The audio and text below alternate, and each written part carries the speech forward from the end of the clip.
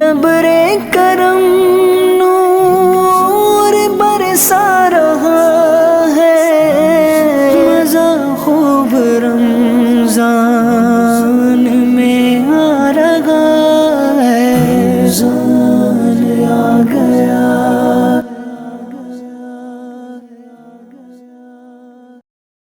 الحمد للہ رب العالمین والصلاة والسلام علی سید المرسلین، اما بعد فاعوذ باللہ من الشیطان الرجیم، بسم اللہ الرحمن الرحیم۔ الصلاة والسلام علیک یا رسول اللہ وعلی آلک واصحابک یا حبیب اللہ، الصلاة والسلام علیک یا نبی اللہ وعلی آلک واصحابک یا نور اللہ۔ فرمان مصطفیٰ صلی اللہ تعالی علیہ وآلہ وسلم، جس نے مجھ پر ایک بار درود پاک پڑھا، اللہ کریم اس پر 10 رحمتیں نازل فرماتا ہے۔ صلو علی الحبیب صلی اللہ تعالی علی محمد صلی اللہ تعالی علیہ وسلم۔ ایف جی انشاء کی ناظرین، پروگرام ہے انوار سحری۔ آج کی سحری بھی آپ کو بہت بہت مبارک۔ اللہ تبارک و تعالی ماہ رمضان کے ہمارے روزوں کو، تراویح کو، سحری افطاری کو، دیگر تمام تر عبادتوں کو اپنی بارگاہ میں قبول فرمائے۔ آئیے آج کا پروگرام بھی ہم انشاءاللہ الرحمن اللہ پاک کے پاکیزہ کلام کی تلاوت، ترجمہ اور تفسیر سے شروع کرتے ہیں۔ توجہ کے ساتھ سماعت فرمائیں۔ اعوذ باللہ من الشیطان الرجیم، بسم اللہ الرحمن الرحیم۔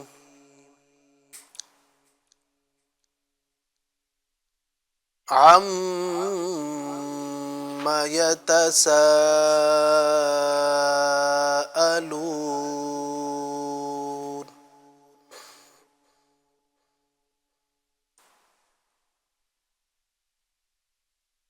عَنِ النَّبَإِ الْعَظِيمِ الَّذِي هُمْ فِيهِ مُخْتَلِفُونَ۔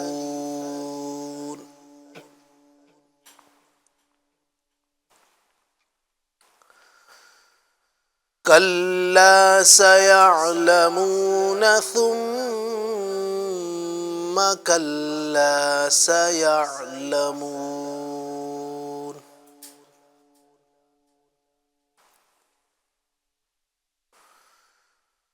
أَلَمْ نَجْعَلِ الْأَرْضَ مِهَادًا وَالْجِبَالَ أَوْتَادًا وَخَلَقْنَاكُمْ أَزْوَاجًا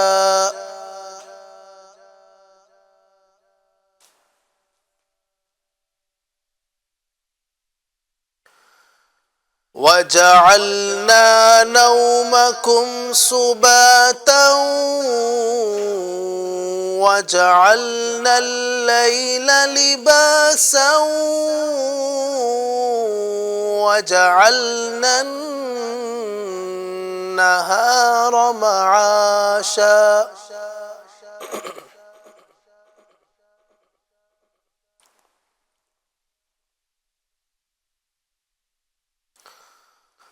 وَبَنَيْنَا فَوْقَكُمْ سَبْعًا شِدَادًا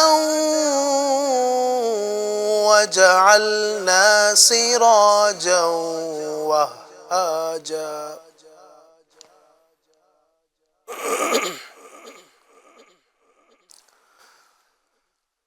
وَأَنزَلْنَا مِنَ الْمُعْصِرَاتِ مَاءً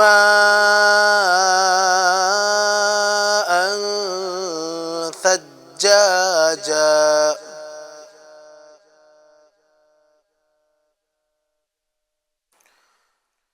لِنُخْرِجَ بِهِ حَبًّا وَنَبَاتًا وَجَنَّاتٍ أَلْفَافًا۔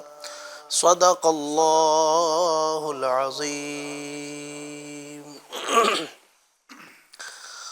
اللہ تبارک و تعالیٰ کے پاکیزہ کلام قرآن مجید کے پارہ نمبر 30 کی ابتدائی کچھ آیتیں آپ کے سامنے تلاوت کرنے کا شرف حاصل کیا۔ آئیے ان کا ترجمہ اور تفسیر سننے کی سعادت حاصل کیجیے۔ عم یتساءلون عن النبأ العظیم الذی هم فیہ مختلفون۔ ترجمہ کنز ایمان، لوگ آپس میں کس چیز کے بارے میں سوال کر رہے ہیں؟ بڑی خبر کے متعلق جس میں انہیں اختلاف ہے۔ تفسیر، یعنی وہ کیا عظیم الشان بات ہے جس میں اہل مکہ ایک دوسرے سے پوچھ گچھ کر رہے ہیں۔ اس کا پس منظر یہ ہے کہ جب نبی کریم صلی اللہ علیہ وسلم نے اہل مکہ کو توحید کی دعوت دی اور مرنے کے بعد زندہ کیے جانے کی خبر دی اور قرآن کریم کی تلاوت فرما کر انہیں سنایا، تو انہوں نے ایک دوسرے سے گفتگو کرنا شروع کی اور ایک دوسرے سے پوچھنے لگے کہ محمد صلی اللہ علیہ وسلم کیسا دین لائے ہیں۔ ان کی اس باہمی گفتگو کو یہاں بیان کیا گیا ہے، اور یاد رہے کہ اس آیت میں حقیقتاً سوال نہیں کیا گیا، کیونکہ اللہ تبارک و تعالی پر کوئی چیز بھی پوشیدہ نہیں، بلکہ اس بات کے عظیم الشان ہونے کی وجہ سے اسے استفہام کے پیرائے میں بیان فرمایا گیا۔ اس آیت اور اس کے بعد والی آیت میں وہ بات بیان فرمائی جا رہی ہے جس کے بارے میں اہل مکہ ایک دوسرے سے گفتگو کر رہے تھے۔ چنانچہ ارشاد فرمایا کہ وہ اس بڑی خبر کے بارے میں گفتگو کر رہے ہیں جس میں انہیں اختلاف ہے۔ بعض مفسرین کے نزدیک بڑی خبر سے قرآن پاک مراد ہے، اور اس میں اختلاف سے مراد یہ ہے کہ اہل مکہ میں سے کوئی تو قرآن پاک کو جادو کہتا ہے، کوئی شعر کہتا ہے، کوئی کہانت، اور کوئی اور کچھ کہتا ہے۔ بعض مفسرین کا قول یہ ہے کہ بڑی خبر سے نبی اکرم صلی اللہ علیہ وسلم کی نبوت اور آپ کا دین مراد ہے، اور اس میں اختلاف سے مراد یہ ہے کہ ان میں سے کوئی سرکار دو عالم صلی اللہ علیہ وسلم کو جادوگر کہتا ہے، کوئی شاعر اور کوئی کاہن کہتا ہے۔ اور بعض مفسرین کہتے ہیں کہ بڑی خبر سے مرنے کے بعد زندہ کیے جانے کا مسئلہ مراد ہے، اور اس میں اختلاف سے مراد یہ ہے کہ بعض منکرین تو اس کا قطعی طور پر انکار کرتے ہیں اور بعض اس کے بارے میں شک میں ہیں۔ کلا سیعلمون ثم کلا سیعلمون، خبردار وہ جلد جان جائیں گے، پھر خبردار وہ جلد جان جائیں گے۔ اس آیت اور اس کے بعد والی آیت میں ارشاد فرمایا جا رہا ہے کہ اہل مکہ جیسی باتیں کر رہے ہیں اور حقیقت ویسا ہے نہیں، اور جب قیامت کے دن اصل حقیقت کھل کر سامنے آئے گی تو اس وقت یہ اپنے انکار کا انجام جان جائیں گے، پھر یہ خبردار ہو جائیں گے کہ اس وقت وہ اپنے انکار کا انجام جان جائیں گے۔ آگے ارشاد فرمایا، أَلَمْ نَجْعَلِ الْأَرْضَ مِهَادًا وَالْجِبَالَ أَوْتَادًا وَخَلَقْنَاكُمْ أَزْوَاجًا وَجَعَلْنَا نَوْمَكُمْ سُبَاتًا وَجَعَلْنَا اللَّيْلَ لِبَاسًا وَجَعَلْنَا النَّهَارَ مَعَاشًا وَبَنَيْنَا فَوْقَكُمْ سَبْعًا شِدَادًا وَجَعَلْنَا سِرَاجًا وَهَّاجًا وَأَنزَلْنَا مِنَ الْمُعْصِرَاتِ مَاءً ثَجَّاجًا لِنُخْرِجَ بِهِ حَبًّا وَنَبَاتًا وَجَنَّاتٍ أَلْفَافًا۔ ترجمہ، کیا ہم نے زمین کو بچھونا نہ بنایا اور پہاڑوں کو میخیں، اور ہم نے تمہیں جوڑے پیدا کیا اور تمہاری نیند کو آرام کا ذریعہ بنایا، اور رات کو ڈھانپ دینے والی بنایا، اور دن کو روزی کمانے کا وقت بنایا، اور تمہارے اوپر 7 مضبوط آسمان بنائے، اور ایک نہایت چمکتا چراغ یعنی سورج بنایا، اور بدلیوں سے زوردار پانی اتارا تاکہ اس کے ذریعے اناج اور سبزہ نکالے اور گھنے باغات۔ تفسیر، اس آیت سے اللہ تبارک و تعالی نے اپنی قدرت کے عجائبات میں سے چند چیزیں ذکر فرما کر منکرین کو ان کی دلالت سے اللہ تعالیٰ کی توحید یہ بیان فرمایا تاکہ منکرین ان کی دلالت سے اللہ تعالیٰ کی توحید کو جانیں اور یہ سمجھیں کہ اللہ تعالیٰ عالم کو پیدا کرنے اور اس کے بعد اس کو فنا کرنے اور فنا کرنے کے بعد پھر حساب اور جزا کے لیے پیدا کرنے پر قادر ہے۔ چنانچہ اس آیت اور اس کے بعد والی 10 آیات کا خلاصہ یہ ہے کہ اللہ پاک نے ارشاد فرمایا، کیا ہم نے زمین کو بچھونا نہ بنایا تاکہ تم اس پر رہو اور وہ تمہارے ٹھہرنے کی جگہ ہو، اور کیا ہم نے پہاڑوں کو میخیں نہ بنایا تاکہ ان میں زمین ثابت اور قائم رہے، اور کیا ہم نے تمہیں مرد اور عورت کے جوڑے نہ بنایا تاکہ تم ایک دوسرے سے سکون حاصل کرو اور معاشی و معاشرتی امور کا انتظام کرو، اور کیا ہم نے تمہاری نیند کو تمہارے جسموں کے لیے آرام کا ذریعہ نہ بنایا تاکہ اس سے تمہاری کوفت اور تھکن دور ہو اور تمہیں راحت و آرام حاصل ہو؟ اور کیا ہم نے رات کو ڈھانپ دینے والی نہ بنایا جو کہ اپنی تاریکی سے ہر چیز کو چھپا دیتی ہے تاکہ تمہارے معاملات پوشیدہ رہیں؟ اور کیا ہم نے دن کو روزگار کمانے کا وقت نہ بنایا تاکہ تم اس میں اللہ تعالیٰ کا فضل اور اپنی روزی تلاش کرو؟ اور کیا ہم نے تمہارے اوپر ایسے 7 مضبوط آسمان نہ بنائے جن پر زمانہ گزرنے کا اثر نہیں ہوتا اور پرانا پر اور بوسیدگی ان تک راہ نہیں پاتی؟ اور کیا ہم نے ان آسمانوں میں ایک نہایت چمکتا چراغ یعنی سورج نہ بنایا جس میں روشنی بھی ہے اور گرمی بھی؟ اور کیا ہم نے بدلیوں سے زوردار پانی نہ اتارا تاکہ اس کے ذریعے زمین سے انسانوں کے کھانے کے لیے اناج، جانوروں کے کھانے کے لیے سبزہ اور گھنے باغات نکالے؟ تو غور کرو کہ جس نے اتنی چیزیں پیدا کی وہ انسان کو مرنے کے بعد دوبارہ زندہ کر دے تو اس میں تعجب کی کیا بات ہے؟ نیز ان چیزوں کو پیدا کرنا حکیم یعنی حکمت والے کا فعل ہے، اور حکمت والے کا فعل ہرگز عبث اور بیکار نہیں ہوتا۔ اور مرنے کے بعد اٹھنے اور سزا و جزا کے انکار کرنے سے لازم آتا ہے کہ انکار کرنے والے کے نزدیک تمام افعال بیکار ہوں، حالانکہ یہ باطل ہے۔ اور جب بیکار ہونا باطل ہے تو مرنے کے بعد زندہ کیے جانے اور اعمال کی جزا ملنے کا انکار کرنا بھی باطل ہے۔ اس مضبوط دلیل سے ثابت ہو گیا کہ مرنے کے بعد اٹھنا ہے، اعمال کا حساب ہونا ہے اور ان کی جزا ضرور ملنی ہے، اور اس میں کوئی شک ہرگز نہیں۔ اللہ تبارک و تعالی ہمیں اپنی آیتوں میں، اپنی نشانیوں میں غور کرنے کی توفیق عطا فرمائے، اور یقیناً اللہ پاک کا اتنا احسان، اس نے ہم پر اتنا کرم فرمایا، اللہ تبارک و تعالی ہمیں اس کا شکر کرنے، اس کی نعمتوں کا شکر کرنے کی اللہ تبارک و تعالی ہم سب کو توفیق عطا فرمائے، آمین، بجاہ خاتم النبیین صلی اللہ تعالی علیہ وسلم۔ الحمدللہ رب العالمین والصلاة والسلام علی سید المرسلین، اما بعد فاعوذ باللہ من الشیطان الرجیم، بسم اللہ الرحمن الرحیم، الصلاة والسلام علیک یا رسول اللہ الصلاۃ والسلام علیک یا رسول اللہ وعلی آلک واصحابک یا حبیب اللہ، وعلی آلک واصحابک یا حبیب اللہ، الصلاة والسلام علیک یا نبی اللہ الصلاۃ والسلام علیک یا نبی اللہ، وعلی آلک واصحابک یا نور اللہ۔ وعلی آلک واصحابک یا نور اللہ۔ ایف جے چینل کے ناظرین، سحری ٹرانسمیشن بنام انوار سحری لے کر آپ کی خدمت میں ایک بار پھر حاضر ہو چکے ہیں۔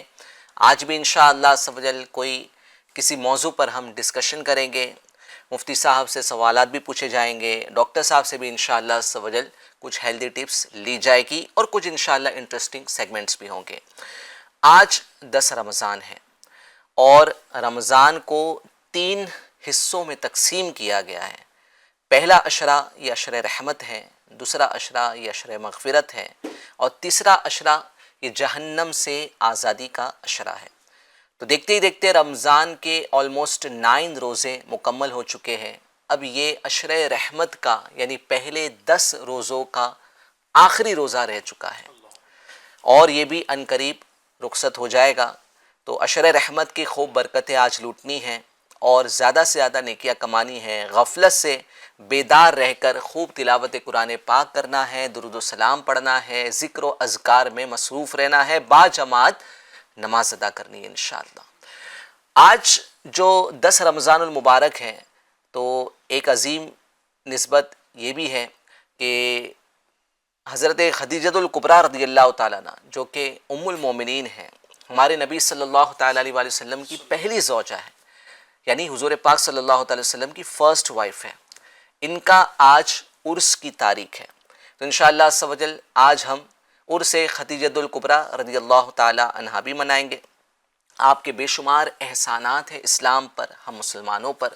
سب سے بڑی ہمارے لیے بات یہ ہے کہ آپ ام المومنین ہیں، اور اسلام میں جو سب سے پہلے ایمان لانے والے افراد ہیں ان میں حضرت خدیجہ الکبریٰ رضی اللہ تعالیٰ عنہا کا بھی نام آتا ہے۔ کہا جاتا ہے کہ عورتوں میں سب سے پہلے ایمان لانے والی خاتون حضرت خدیجہ الکبریٰ رضی اللہ تعالیٰ عنہا ہے، اور زوجہ میں ہمارے نبی صلی اللہ تعالیٰ علیہ وسلم کی کئی ازواج تھیں، مگر آپ کو یہ شرف حاصل ہے کہ آپ رضی اللہ تعالیٰ عنہ ہمارے نبی صلی اللہ تعالیٰ علیہ وآلہ وسلم کی پہلی زوجہ یعنی پہلی وائف ہیں۔ آپ رضی اللہ تعالیٰ عنہ آقائے نامدار صلی اللہ تعالیٰ علیہ وآلہ وسلم کا سپورٹنگ والا کردار نبھایا کرتی، یعنی بہت آپ نے جو ہے وہ ایک ایموشنل سپورٹ ہمارے نبی صلی اللہ علیہ وسلم کو عطا فرمایا، اور جب بھی جو ہے وہ مکہ پاک میں مسلمانوں پر کوئی تکلیف آتی یا کوئی ظلم و ستم کی آندھیاں چلائی جاتی، قریش کی طرف سے جو ہے وہ ظلم کیا جاتا، تو آپ رضی اللہ تعالیٰ عنہ ہمارے آقا صلی اللہ تعالیٰ علیہ وآلہ وسلم کے غم کی ساتھی ہوتی اور آپ کو ڈھارس بندھاتی۔ تو آپ رضی اللہ تعالیٰ عنہ ایک بہت بڑی مثال ہے آج کی عورتوں کے لیے، اسلامی بہنوں کے لیے، اسپیشلی ان اسلامی بہنوں کے لیے جو کسی کے نکاح میں ہیں۔ تو آج انشاءاللہ عز و جل حضرت خدیجۃ الکبریٰ رضی اللہ تعالیٰ عنہ کی زندگی سے ہم کچھ سبق حاصل کرنے کی کوشش کریں گے۔ آپ کی زندگی سے کیا لیسن ہمیں ملتا ہے، وہ کیا باتیں ہیں جو ہمیں آپ کی زندگی سے، آپ کی پاک مبارک زندگی سے سیکھنے ملتی ہے، وہ انشاءاللہ عز و جل آج ہم اپنے پروگرام میں جانیں گے۔ سب سے پہلے ہم بڑھیں گے ہمارے مولانا علی مدنی صاحب کی طرف۔ علی بھائی کیسے ہیں؟ الحمدللہ، آپ کیسے ہیں؟ الحمدللہ علی کل حال۔ علی بھائی، ہمارے نبی صلی اللہ تعالیٰ علیہ وآلہ وسلم نے 40 سال کی عمر میں اعلان نبوت فرمایا۔ اس سے پہلے آپ نے تجارت بھی کی، ایک عام زندگی بسر کی، مگر وہ بھی آپ کے جو زندگی کے ایام ہیں بڑے پیارے تھے۔ اسے بھی جب ہم پڑھتے ہیں تو اس میں کہیں پر جو ہے وہ اخلاق ہے، تو کہیں پر عاجزی ہے، کہیں پر کسی غریب کی مدد کرنا ہے، امانت داری ہے، تو بہت ساری باتیں ہیں، اور یہی وجہ ہے کہ حضرت خدیجۃ الکبریٰ رضی اللہ تعالیٰ نے آپ سے امپریس ہوئی، اور جو ہے وہ نکاح کے معاملات جو ہوئے، اور وہ جو تجارت والا واقعہ ہے میں چاہوں گا کہ وہ بھی آپ بتائیں، اور کس طریقے سے حضرت خدیجۃ الکبریٰ رضی اللہ تعالیٰ عنہ کے ساتھ ہمارے نبی صلی اللہ علیہ وسلم کا نکاح ہوا، اس پر آپ سب سے پہلے روشنی ڈالیں۔ بسم اللہ الرحمن الرحیم۔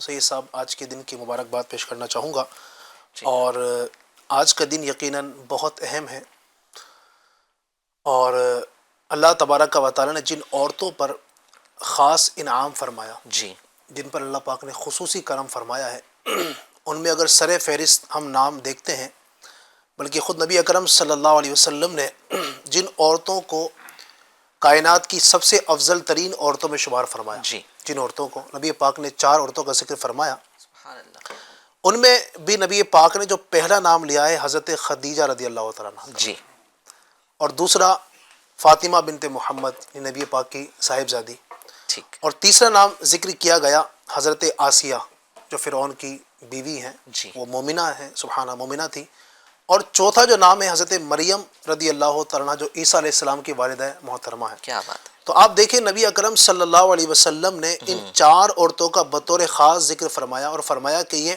کائنات کی افضل ترین عورتیں ہیں۔ ان میں بھی اگر آپ دیکھیں گے پہلا نام جو ہے جی، حضرت خدیجۃ الکبریٰ رضی اللہ سبحان تعالی اللہ، عنہا کا ہے، سبحان تو آپ کا بہت بڑا مقام ہے، بہت بڑا رتبہ اللہ تبارک و تعالی نے عطا فرمایا۔ آپ دیکھیں نا، آپ کو حضرت فاطمہ الزہرا رضی اللہ تعالی عنہا کی والدہ ہونے کا شرف حاصل ہے۔ سبحان اللہ، سبحان اللہ، نوجوانان جنت کے سردار امام حسن مجتبیٰ اور امام حسین رضی اللہ تعالی عنہما کی نانی جان ہونے کا شرف حاصل ہے، کیا بات ہے، اور نبی اکرم صلی اللہ تعالی علیہ وسلم کی سب سے پہلی زوجہ ہونے کا آپ کو شرف حاصل ہے۔ سبحان اللہ، آپ کی بہت ساری خصوصیات بھی ہیں، انشاءاللہ اس کو بھی ہم بیان کریں گے، جی، لیکن جو آپ نے بات کہی اس کی طرف ہم انشاءاللہ آتے ہیں کہ نبی اکرم صلی اللہ علیہ وسلم سے آپ کا نکاح جی، کن وجوہات کی بنیاد پر ہوا، اس کا کیا پس منظر تھا۔ تو سید صاحب، چونکہ حضرت خدیجۃ الکبریٰ رضی اللہ تعالیٰ عنہ ایک بزنس مین تھی، جی، اور آپ علیہ الصلوۃ والسلام نے نبی پاک سے نکاح ہونے سے پہلے آپ کا کسی اور سے پہلے بھی نکاح ہو چکا تھا، لیکن اس شوہر کا انتقال ہوا، پھر آپ نے دوسرا نکاح کیا، اس شوہر کا بھی انتقال ہوا، یعنی 2 شوہر آپ کے انتقال کر چکے تھے۔ اب آپ کا یہ ارادہ تھا کہ اب مجھے نکاح نہیں کرنا ہے، چونکہ آپ کی اس وقت تقریباً 40 سال کی عمر کے قریب آپ کی ہو گئی تھی، ٹھیک ہے، اور آپ کا یہ ذہن تھا کہ اب نکاح نہیں کرنا ہے۔ اب چونکہ آپ کو اپنا جو سامان تجارت ہے، جو بزنس کا جو سامان ہے، وہ ظاہر ہے کہ شوہر تو ہے نہیں، اب کس کے ہاتھ سے کوئی امانت دار بندہ ایسا ملے جو سچا بھی ہو، امانت دار بھی ہو، جس کے ذریعے سے اپنا سامان بیچ کر منافع حاصل کیا جائے۔ تو اس زمانے میں چونکہ ہمارے آقا صلی اللہ علیہ وسلم کا جیسے آپ نے تذکرہ کیا کہ اعلان نبوت سے پہلے ہی ہمارے آقا علیہ الصلوۃ والسلام کے چرچے تھے۔ کیا بات، آپ کو لوگ صادق اور امین کے نام سے یاد کرتے تھے کہ آپ سچے ہیں اور امانت دار ہیں۔ اب ظاہر ہے بزنس کے لیے ظاہر سی بات ہے، اگر آپ کو بھی اگر بزنس میں اپنا کسی کو پارٹنر بنا رہا ہو، آپ یہ دیکھیں گے کہ سچا ہے کہ نہیں، امانت دار ہے کہ نہیں۔ کہیں ایسا نہ ہو کہ بھائی میں کسی کو اپنے بزنس کا پارٹنر بنا رہا ہوں اور پتہ چلے کہ وہی میرا مال لے کے بھاگ جائے۔ تو بندہ یہ دیکھتا ہے کہ میں جس کو بزنس کا پارٹنر بنا رہا ہوں، اپنے کام میں جس کو شریک کر رہا ہوں، اس کے اندر یہ صفت ضرور ہونا چاہیے کہ وہ سچا ہو اور امانت دار ہو، ایماندار ہو۔ اب چونکہ نبی اکرم صلی اللہ علیہ وسلم کے اندر یہ جو دونوں صفت تھی کہ آپ سچے بھی ہیں، ایماندار بھی ہیں، امانت دار بھی ہیں، یہ آپ کے اندر بوجہ عتم موجود تھی، بدرجہ عتم موجود تھی، کامل طور پر موجود تھی۔ جب آپ کے تذکرے آپ کے سامنے آئے خدیجۃ الکبریٰ کے سامنے، تو آپ نے سوچا کہ ان سے اچھا میرے لیے اور کون ہو سکتا ہے تجارت کے معاملے میں۔ چنانچہ آپ نے پیشکش کی کہ آپ میرا مال لے کر ملک شام جائیں، اور میں آپ کو اتنی رقم دوں گی جتنا میں دوسروں کو دیتی ہوں اس کے ڈبل، اس کا دگنا دوں گی، آپ اگر میرا یہ معاملات سنبھال لیں۔ چنانچہ نبی اکرم صلی اللہ علیہ وسلم نے اپنے چچا ابو طالب کے مشورے سے ہاں کہی، اور آپ صلی اللہ علیہ وسلم ان کا مال لے کر ملک شام کے لیے روانہ ہوئے۔ اچھا، روانہ ہوتے وقت حضرت خدیجۃ الکبریٰ رضی اللہ تعالیٰ عنہ نے اپنے غلام میسرہ کو بھی ساتھ کر دیا کہ ان کے ساتھ آپ بھی رہیں ان کی خدمت میں۔ خیر، یہ قافلہ جب کوچ ہوا، نبی اکرم صلی اللہ علیہ وسلم ملک کے شام کے ایک شہر بصرہ جب پہنچے، تو وہاں پر آپ نے بہت ہی جلدی سارا کا سارا مال فروخت کر دیا، اور واپس جب لوٹے تو جب مکہ مکرمہ کے قریب پہنچے نبی اکرم صلی اللہ علیہ وسلم، تو حضرت خدیجۃ الکبریٰ رضی اللہ عنہا اپنے مکان کے بالا خانے سے قافلے کا انتظار کر رہی تھی۔ ظاہر ہے کہ اب مال گیا ہے، کتنا نفع ہوا، کتنا نقصان ہوا، مال آنے والا ہے، یعنی قافلہ آنے والا ہے، کچھ خوشخبریاں لے کر آئے گا۔ تو آپ اسی انتظار میں تھی، تو آپ نے کیا دیکھا کہ نبی پاک صلی اللہ علیہ وسلم جو مکہ میں داخل ہونے والے ہیں، دور سے کیا دیکھتی ہیں کہ دو فرشتے آپ صلی اللہ علیہ وسلم پر سایہ کیے ہوئے ہیں۔ کیا بات ہے، سبحان اللہ۔ یہ منظر دیکھا تو آپ کو اور مطلب ایک دلی محبت پیدا ہوئی۔ پھر خیر قافلہ جب یہاں پر آیا، سارے جو بھی معاملات تھا وہ کرنے ہوئے، پھر حضرت خدیجۃ الکبریٰ رضی اللہ تعالیٰ عنہ نے اپنے غلام میسرہ سے ان کے تعلق سے پوچھا کہ تم محمد کے ساتھ گئے تھے، نبی پاک کے ساتھ، تو تم نے کیا دیکھا؟ تو انہوں نے اور بھی عجائبات بتائے کہ آپ نے تو صرف ایک جگہ دیکھا، میں نے تو پورے سفر میں یہ دیکھا کہ نبی پاک صلی اللہ علیہ وسلم کے سر پر جو ہے نا یہ اس طرح سایہ رہا، اور بھی بہت سارے کمالات میں نے اس سفر میں دیکھے۔ جب بہت ساری اس طرح کی انہوں نے عجائبات دیکھی، تو اب ان کے دل میں نبی پاک کے حوالے سے محبت پیدا ہوئی۔ اچھا، آپ کو یہ بھی بتا دوں، بھی میں نے ذکر کیا تھا کہ 40 سال کی آپ کی عمر ہو چکی تھی، اور آپ نے یہ ارادہ کر لیا تھا کہ اب نکاح نہیں کرنا ہے۔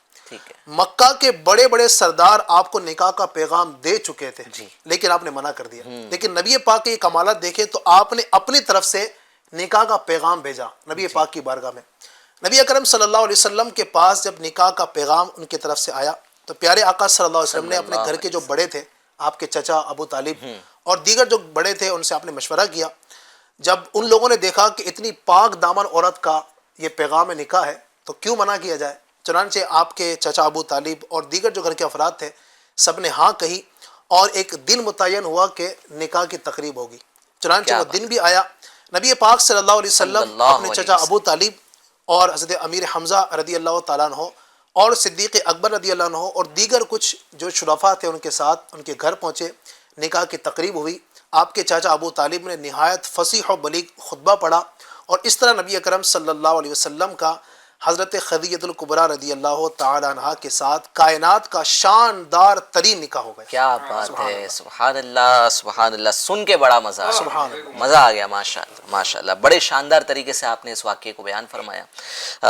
اس میں جو ہے وہ ایک پوائنٹ ہے، اس کے تعلق سے جو ہے وہ میں جنید بھائی سے، مفتی صاحب سے تھوڑی توجہ چاہوں گا کہ حضرت خدیجۃ الکبریٰ رضی اللہ تعالی عنہا ہمارے نبی صلی اللہ علیہ وسلم کی اچھائیوں کو دیکھ کر، آپ کی امانت داری اور آپ پر جو اللہ پاک کا کرم نازل ہوا، اس کو دیکھ کر آپ امپریس ہوئی اور نکاح کے معاملات آگے بڑھے۔ آج کے دور میں لڑکیاں جو ہے وہ یہ پسند کرتی، یہ پریفر کرتی ہے کہ لڑکے میں جو ہے اس کا لکس بہت اچھا ہو، اس کی باڈی فزکس اچھی ہو، وہ جو ہے وہ اچھا سٹائل والا ہو، اچھی سٹائلش جو ہے کپڑے پہنتا ہو، اس کے پاس دولت ہو، وہ بائک چلاتا ہو، وہ کار چلاتا ہو. اب ہوتا یہ ہے کہ یہ ساری کوالٹیز دیکھتے ہیں، دینداری نہیں دیکھتے ہیں. بلکہ یہاں تک دیکھا جاتا ہے کہ دیندار لڑکوں کے رشتوں کو ٹھکرا دیا جاتا ہے. بلکہ جو ہے وہ پتہ چلتا ہے کہ فلاں شخص جو ہے وہ دیندار ہے تو منع کر دیا جاتا ہے کہ نہیں، دیندار سے نہیں کرنی ہے، مولانا سے شادی نہیں کرنی ہے. لڑکی بھی منع کر دیتی، لڑکے کے گھر والے بھی منع کر دیتے ہیں. اور یہاں پر ہم دیکھ رہے ہیں کہ حضرت خدیجہ الکبریٰ رضی اللہ تعالیٰ عنہ کا جو امپریس ہونے کی وجہ ہے ہمارے نبی صلی اللہ علیہ وسلم سے، وہ ہے ایمانداری، امانت داری، سچائی، اللہ پاک کا خصوصی کرم نازل ہونا. تو یہ سب معاملات جو آج دیکھنے مل رہے ہیں کہ لڑکیاں جو ہے وہ دینداری سے دور ہوتی چلی جا رہی ہے اور دنیا داری کو پریفر کر رہی ہے.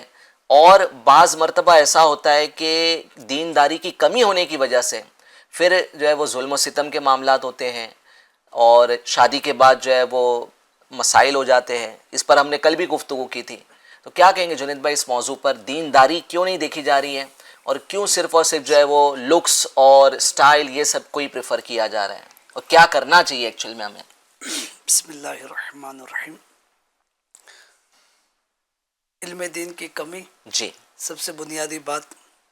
دوسری اہم بات یہ کہ جو چیز کو فوقیت دی جا رہی ہے اور دین اسلام نے جس چیز کو فوقیت دینے کا کہا ہے، جی میں آپ کے توسط سے ایویژن چینل کے ناظرین سے گفتگو کر رہا ہوں کہ دین اسلام نے جس چیز کو فوقیت دینے کا کہا ہے اس پر بھی غور کرے. اور آج کے دور میں جس چیز کو جو جیسے چند باتیں آپ نے بتائی، لوگ اچھا ہونا چاہیے، جی چہرہ اچھا ہو، مالداری ہو، ان جی کو زیادہ اہمیت دی جا رہی ہے. جب تک انسان زندہ رہتا ہے عمومی طور پر دیر پا باقی کون سی چیزیں رہتی ہیں انسان کے اندر؟ اس جو کی کوالٹیز، جو اس کا اخلاق ہے، جی کردار ہے، اگر وہ شروعات سے ہی دیکھا جائے جی اور اس میں وہ بہتر ہے تو ظاہر ہے کہ یہ چیزیں دیر پا رہتی. باقی مال و دولت، حسن آتی جاتی چیز ہے، جی بہت حسین و جمیل ہے. خدا نخواستہ کوئی بیماری لگ گئی، بڑے بڑے حسین و جمیل کو آپ نے بھی دیکھا ہوگا کہ ایسی صورت ہو جاتی کہ پہچاننے میں نہیں آتا ہے بندہ. مالداری کی بات کی جائے، کوئی حادثہ ہو گیا، آگ لگ گئی، خدا نخواستہ نقصان ہو گیا، اور کوئی معاملہ ہو گیا، جی لاکھوں لاکھ پتی کروڑ پتی جو ہے وہ زمین پر آ جاتے. تو لہٰذا بنیادی بات یہی ہے کہ اسلام نے جن چیزوں کی طرف توجہ دینے کی بات کی ہے، کیونکہ ہمارے آقا صلی اللہ تعالی علیہ وآلہ وسلم نے جو ہمیں ارشاد فرمایا ہے کہ 4 باتوں کی وجہ سے نکاح کیا جاتا ہے. کیا بات ہے، ایک حسن و جمال، ٹھیک ہے، پہلے دینداری، ٹھیک ہے، دینداری، پھر خاندان، دینداری، خاندان اور مالداری، حسب و نسب. حسب و نسب. خاندان آ گیا حضور اس میں، حسن، حسن، جی حسن ہو گیا، خاندان ہو گیا، جی، مالداری ہو اور گئی دینداری، اور دینداری ہو گئی. جی. اور تم دینداری کو فوقیت دو. سبحان اللہ. ان چاروں میں پرائرٹی دینداری کو دی جائے. دینداری کو. یہ ہمارے نبی صلی اللہ علیہ صلی وسلم کی اللہ تعلیم جن ہے. کا ہم کلمہ پڑھے، جی. یعنی بہت صاف ستھری، کہ یوں کہتے ہیں نا 2 اور 2 4 والی بات، جی. صاف ستھری ایک دم کلین بات ہے، کوئی ایسی گتھی الجھی ہوئی ہے سمجھ میں نہیں آ رہی، ایسی کوئی بات نہیں ہے. جی. تو لہذا دینداری کو فوقیت مگر دو. آج اس کا الٹا ہو رہا ہے نا. ہو رہا ہے تو نقصان بھی تو ہو رہا ہے، جی، نقصان بھی دنیا دیکھ رہی ہے. دینداری سب کچھ دیکھا جا رہا ہے، دینداری نہیں دیکھی جا رہی ہے. دیکھیے دینداری دیکھنے سے مراد کیا ہے؟ کوئی یہ نہیں کہہ رہا ہے کہ جناب دینداری ہے اور بالکل کاروباری نہیں کر رہا ہے، بالکل کچھ کام کاج نہیں ہے، آپ اسی سے نکاح کر دیں. ہم کہاں یہ ایسا کہہ رہے ہیں. بے شک ان چاروں چیزوں کو دیکھا جائے، فوقیت دینداری کو دی جائے. رائٹ. تو لہذا فوقیت اگر دینداری کو دیں گے اور پھر کاروبار بھی ہو، حسن بھی ہو، جوڑا بھی ملتا ہو، اور خاندان بھی اچھا ہو، تو انشاءاللہ تعالیٰ پھر رشتہ بھی دیر پر رہے گا. جی مفتی صاحب، یہ جو واقعہ علی بھائی نے بیان کیا، اس کے تعلق سے ایک رہنما یہ بھی چاہیے کہ اس میں یہ بھی کہا بتایا گیا کہ حضرت سیدتنا خدیجہ الکبریٰ رضی اللہ تعالیٰ عنہ تجارت کیا کرتی. تو کیا عورت کے لیے تجارت کرنا آج کے دور میں جائز ہے؟ اگر جائز ہے تو کس طریقے کی تجارت؟ تجارت تو نہ کل ممنوع تھا نہ آج ممنوع ہے. بزنس کرنا عورتوں کے لیے جی، نہ کل منع تھا نہ آج منع ہے. ٹھیک. تجارت کے اپنے ایک اصول ہیں، قواعد ہیں، ضوابط ہیں. وہ ایک اپنی جگہ پر ہے. ٹھیک ہے. ساتھ ساتھ عورتوں کو کس طرح سے تجارت میں قدم رکھنا ہے, طریقہ کیا ہونا طریقہ کیا ہونا چاہیے اس کا, وہ یعنی عورت کا مقام, جی اس سے پہلے ہمارے سلسلوں میں گفتگو ہو چکی کہ عورت کا مقام, عورت کا کردار یہ بہت ہی عرفہ و اعلیٰ ہے, بہت بلند ہے. اپنے آپ کو دنیا کی غلط نظروں سے بچاتے ہوئے, ٹھیک ہے. شریعت مطہرہ کے دائرے میں رہتے ہوئے وہ کس طرح سے ترقیوں کی راہ اپنا سکتی ہے, اس کو اجازت ہے. ٹھیک ہے, یعنی دین منع نہیں کر رہا ہے, دین منع نہیں کر رہا ہے, باؤنڈری ہے, طریقہ ڈیفائن کر دیا گیا ہے کہ آپ کو اس طریقے کے مطابق کرنا چاہیے. اور آج بھی ایسا نہیں ہے کہ خواتین کاروبار نہیں کر رہی ہے, ایسا نہیں ہے, بلکہ آپ کو بہت ساری خواتین ایسی ملیں گی جو کاروبار کر رہی ہیں, کرتی ہیں, اور اسلام نے منع بھی نہیں اسلام نے کیا. منع بھی مگر نہیں یہ جو باتیں بیان کی جاتی ہیں, اور آج کل سوشل میڈیا کا دور ہے کہ اسلام کا مطلب یہ ہوتا ہے کہ صرف چادر اور چار دیواری. دیکھیے یہ بھی ایک چیز ہے کہ اس چادر اور چار دیواری تک محدود رہنے کا اسلام نے کہیں ایسا حکم نہیں فرمایا. ٹھیک ہے. لیکن میں نے جو بتایا ابھی کہ اسلام نے کچھ حدود متعین کی, اوکے. ان حدود میں رہ کر وہ کاروبار کرے.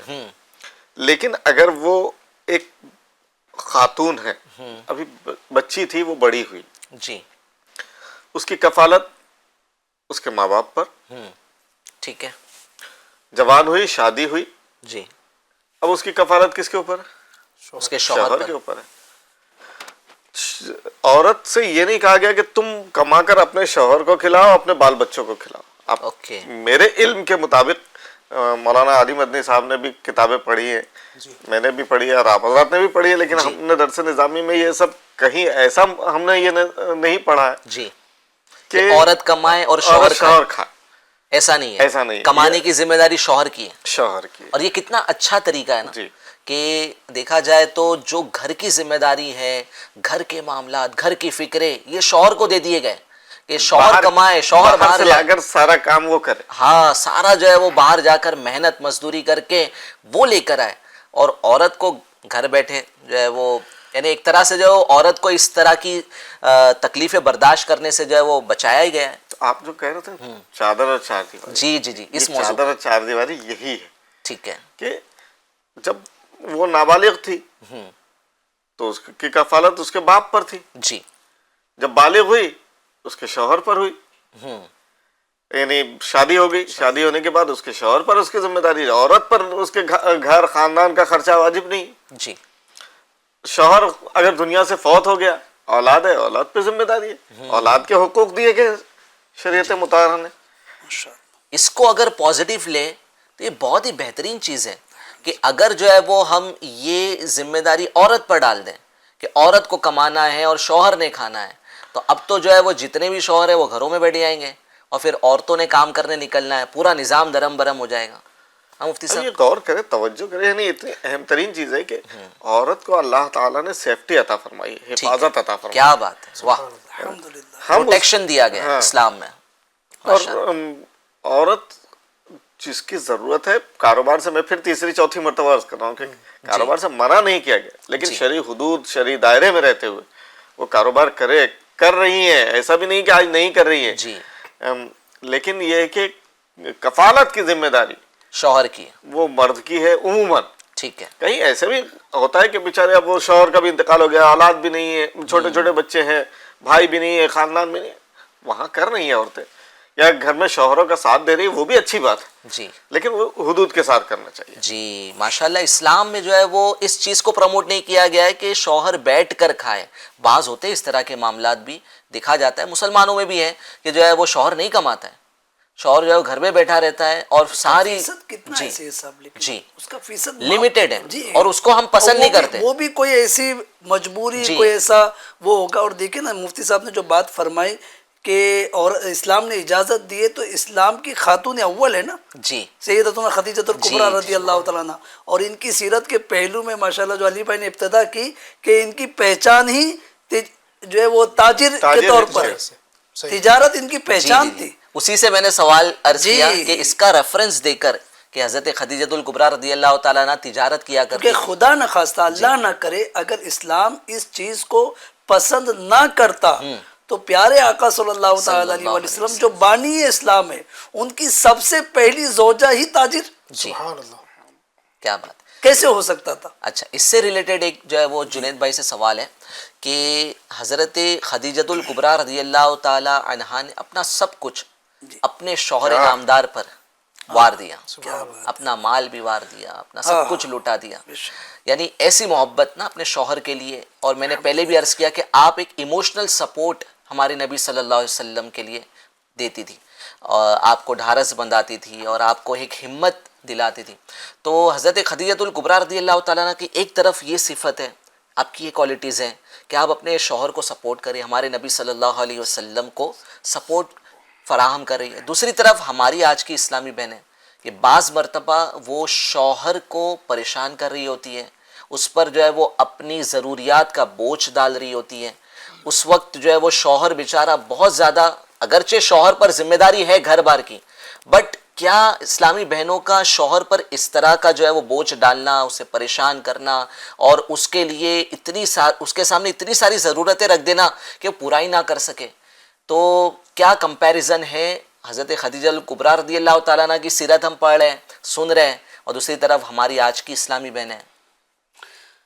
سید صاحب یہی بات ہے کہ اچھوں کو دیکھ کر ان کی ادائے اپنانے کی کوشش کرنی چاہیے۔ جی ماشاءاللہ خاتون اول ہے، پیارے آقا علیہ الصلوۃ والسلام کی پہلی زوجہ محترمہ، بہت ساری صفات ان کے بیان کی گئی، پہلی جنتی محل کی بشارت پانے والی خاتون سبحان اللہ، ان کو کہا گیا۔ تو ان کے اوصاف دیکھیں، اور آج کی جو خواتین کے متعلق گفتگو ہو رہی ہے تو اس میں میں یہی کہوں گا کہ سب سے پہلے وہ بیوی بعد میں بنی، جی پہلے وہ بیٹی تھی۔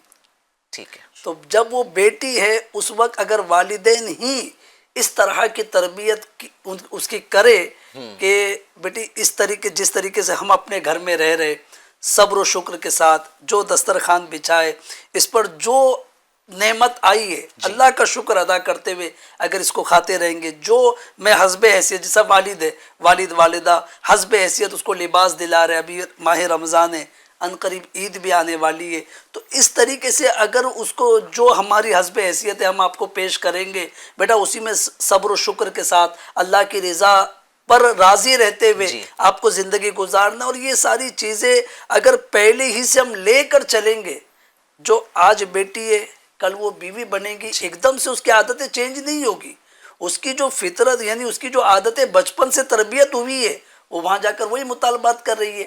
اگر بچپن سے اس کو صبر و شکر، ہم یہ نہیں کہہ رہے کہ بھائی عورتوں کو ان کی خواہشات پوری نہ کرائی جائے، بچیوں کو کچھ نہ دیا جائے، ظاہر ہے کون ماں باپ ہوں گے کہ جو اپنی اولاد کو اپنی بچیوں کو اچھے سے اچھا کھلانے یا پہنانے کی خواہش نہیں رکھتے، لیکن اس میں یہی ہے ماشاءاللہ ہمارے بڑوں سے یہ سنا ہے کہ اگر بچپن ہی سے بچیوں کی بالخصوص اس طرح کی تربیت کی جائے کہ بیٹی آج جو اس گھر میں مل رہا ہے انشاءاللہ تعالی اس سے بہتر تمہیں دوسرے گھر میں جا کر ملے گا، لیکن اگر کچھ اس سے کم یا اس طرح کا ہو تو تمہیں یہی اللہ پاک کا شکر ادا کرتے ہوئے اپنی زندگی گزارنا ہے۔ تو جو شکر ادا کرتا ہے اس کی نعمتوں میں اضافہ ہوتا ہے، جو شکوہ کرتا ہے اس کے پاس جو ہے وہ بھی اس کو میسر نہیں آتا بلکہ اس میں بھی کمی ہو جاتی ہے۔ تو اگر بچپن سے والدین اس طرح کی تربیت کریں گے، اللہ پاک نے چاہا تو انشاءاللہ آگے خیر ہے۔ سبحان اللہ، سبحان اللہ۔ علی بھائی، ہمارے نبی صلی اللہ علیہ وسلم کی پیاری جو ہے وہ وفادار بیویوں میں سے جو ہے وہ حضرت خدیجہ الکبریٰ رضی اللہ تعالی عنہا ہے، تو آپ کی سیرت پاک کچھ آپ بیان فرمائے کہ کس طریقے سے حضور پاک صلی اللہ علیہ وسلم کی غمگساری آپ کیا کرتی اور کس طریقے سے خیال رکھا کرتی، حضور پاک صلی اللہ علیہ وسلم کے آپ کے ساتھ کیسے معاملات تھے، تاکہ جو ہے وہ میاں بیوی میں جو بعض مرتبہ جو ہے وہ ڈفرینسز آ جاتے، ایشوز آ جاتے ہیں، تو وہ اس طرح کے واقعات سن کر جو ہے وہ انہیں بھی کچھ سیکھنے کا موقع ملے۔ جی سید صاحب، ابھی ماشاءاللہ جو گفتگو چل رہی ہے حضرت خدیجہ الکبریٰ کے حوالے سے، تو یہی ہم نے سنا کہ آپ رضی اللہ تعالیٰ عنہ کو نبی پاک کی پہلی زوجہ ہونے کا شرف حاصل ہے. جی یعنی اللہ تبارک و تعالیٰ نے آپ کو کچھ خصوصیات ایسی عطا فرمائی جی جو پوری کائنات کی کسی عورت کو نہیں ملی. ٹھیک ہے. کچھ چیزیں ایسی آپ کو ملی ہیں پوری کائنات میں کسی عورت کو نہیں ملی. جیسے ایک جو گفتگو ہماری چل رہی تھی ابھی کہ آپ اسلام کی پہلی خاتون ہیں جی جنہوں نے سب سے پہلے عورتوں کے اندر نبی پاک کا دامن تھاما. کیا بات. دامن اسلام سے وابستہ ہوئی وہ آپ ہی رضی اللہ تعالیٰ عنہ ہیں.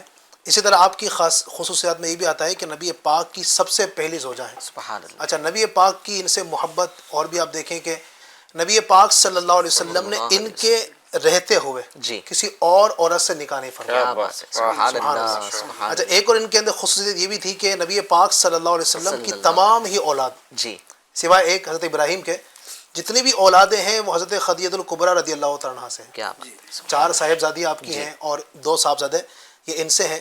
اور بھی بہت ساری خصوصیات سے اللہ تبارک و تعالی نے آپ کو نوازا. جہاں تک بات ہے کہ نبی پاک کا ان کے ساتھ کیا تعلق تھا اور ان کا نبی پاک کے ساتھ کیا مطلب معاملات تھے اس کی اگر ہم بات کریں آپ دیکھیں کہ وہ لوگ جو مکہ مکرمہ میں نبی پاک کو صادق و امین کہا کرتے تھے. جی ٹھیک ہے. جب نبی پاک نے نبوت کا اعلان نہیں فرمایا تھا 40 سال کی عمر میں پیارے آقا نے جب اعلان نبوت فرمایا جی تو وہ لوگ جو اپنے تھے جو نبی پاک کو صادق کہا کرتے تھے امین کہا کرتے تھے ان لوگوں نے بھی نبی پاک کا ساتھ چھوڑ دیا. ٹھیک ہے. یہاں تک کہ جو گھر کے افراد تھے نا سید جی صاحب جی جی ابو لہب نبی پاک کا چچا ہے چچا رشتے ہے. میں جی لیکن اس بدبخت نے بھی نبی پاک علیہ الصلوۃ والسلام کو گالیاں دی. اللہ. اس کی بیوی جو ہے پوری کی پوری صورت اللہ نے تبت یدا ابی لہب وتب پوری جو نا ان پر لعنت کے اوپر اللہ پاک نے اتاری ہے. جی اس کی بیوی جو ہے وامرأتہ حمالۃ الحطب فی جیدہا حبل من مسد پوری کی پوری صورت ان پر ہی اللہ پاک نے نازل فرمائی ان کی خباثت پر. جی تو آپ دیکھیں کہ جو گھر کے افراد تھے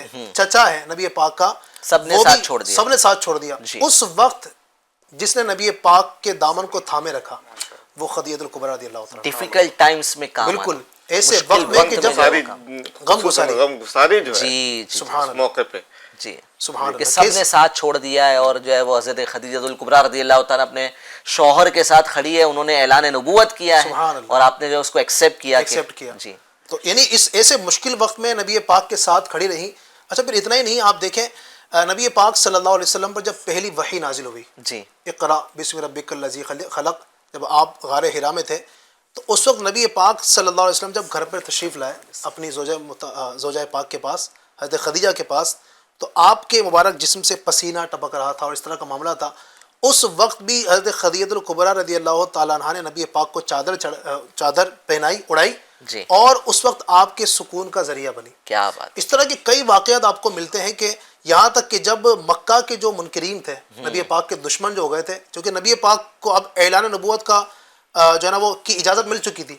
اعلان نبوت کے بعد وقتاً فوقتاً آپ لوگوں کو تبلیغ کرتے ٹھیک ہے. اس کے جواب میں منکرین مکہ کی طرف سے آپ پر جو ہے نا وہ طنز کسے جاتے آپ کو گالی دی جاتی جی. آپ رنج و غم میں مبتلا ہوتے لیکن جب گھر پر آتے اور اپنی زوجہ کے پاس بیٹھتے تو اللہ تبارک و تعالیٰ آپ کے غموں کو دور فرما دیتا. کیا تو یہ ایک زوجہ کا جو بہت بہترین کردار ہے. جو بھی گفتگو چل رہی تھی کہ زوجہ کو اپنے شوہر کے ساتھ کیسا ہونا چاہیے جی. اگر ہماری اسلامی بہنیں جو گھروں میں سن رہی ہیں وہ یقیناً کہتی ہے نا کہ ہم ان کی کنیز ہیں ان سے محبت کرتی ہیں تو ان کی سیرت کو ان کے کردار کو بھی ہمیں اپنانا چاہیے. ٹھیک ہے ماشاء اللہ. مفتی صاحب یہ تو ہو گئی کہ حضرت خدیجہ الکبریٰ رضی اللہ تعالیٰ عنہ کی ہمارے نبی صلی اللہ علیہ وسلم سے محبت غم گزاری والا انداز. جی. دوسری طرف ہمارے نبی صلی اللہ علیہ وسلم بینگ اے ہسبینڈ ایک شوہر کی حیثیت سے آپ کس طرح اپنی زوجہ سے حضرت خدیجہ الکبریٰ رضی اللہ تعالیٰ سے محبت فرمایا کرتے ہیں؟ میرے آقا صلی اللہ تعالی وسلم حضرت سیدتنا خدیجہ الکبریٰ رضی اللہ تعالی عنہا سے بھی بہت محبت فرمایا کرتے تھے. اور یہ ساری چیزیں آپ جتنی بھی بیان ہوئی جی وہ ساری چیزوں میں ضمناً بہت ساری چیزیں بیان بھی ہوئی جی کہ کس طرح سے محبت کا پہلو نمایاں ہو رہا ہے. جی حضور اکرم صلی اللہ تعالی وسلم حضرت خدیجہ الکبریٰ رضی اللہ تعالی عنہ جب تک باحیات رہیں زمانہ ظاہری میں جی اس وقت تک ان کی خیر خواہی ان کے ساتھ حسن سلوک جو تھا وہ تو تھا.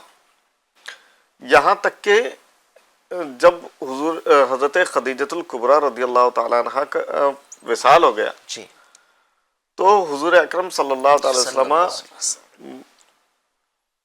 کبھی کوئی گھر میں گوشت بنتا، کوئی اچھی چیز بنتی، تو حضور اکرم صلی اللہ تعالی وسلم حضرت خدیجہ کی سہیلیوں کو وہ بھیجا کرتے تھے۔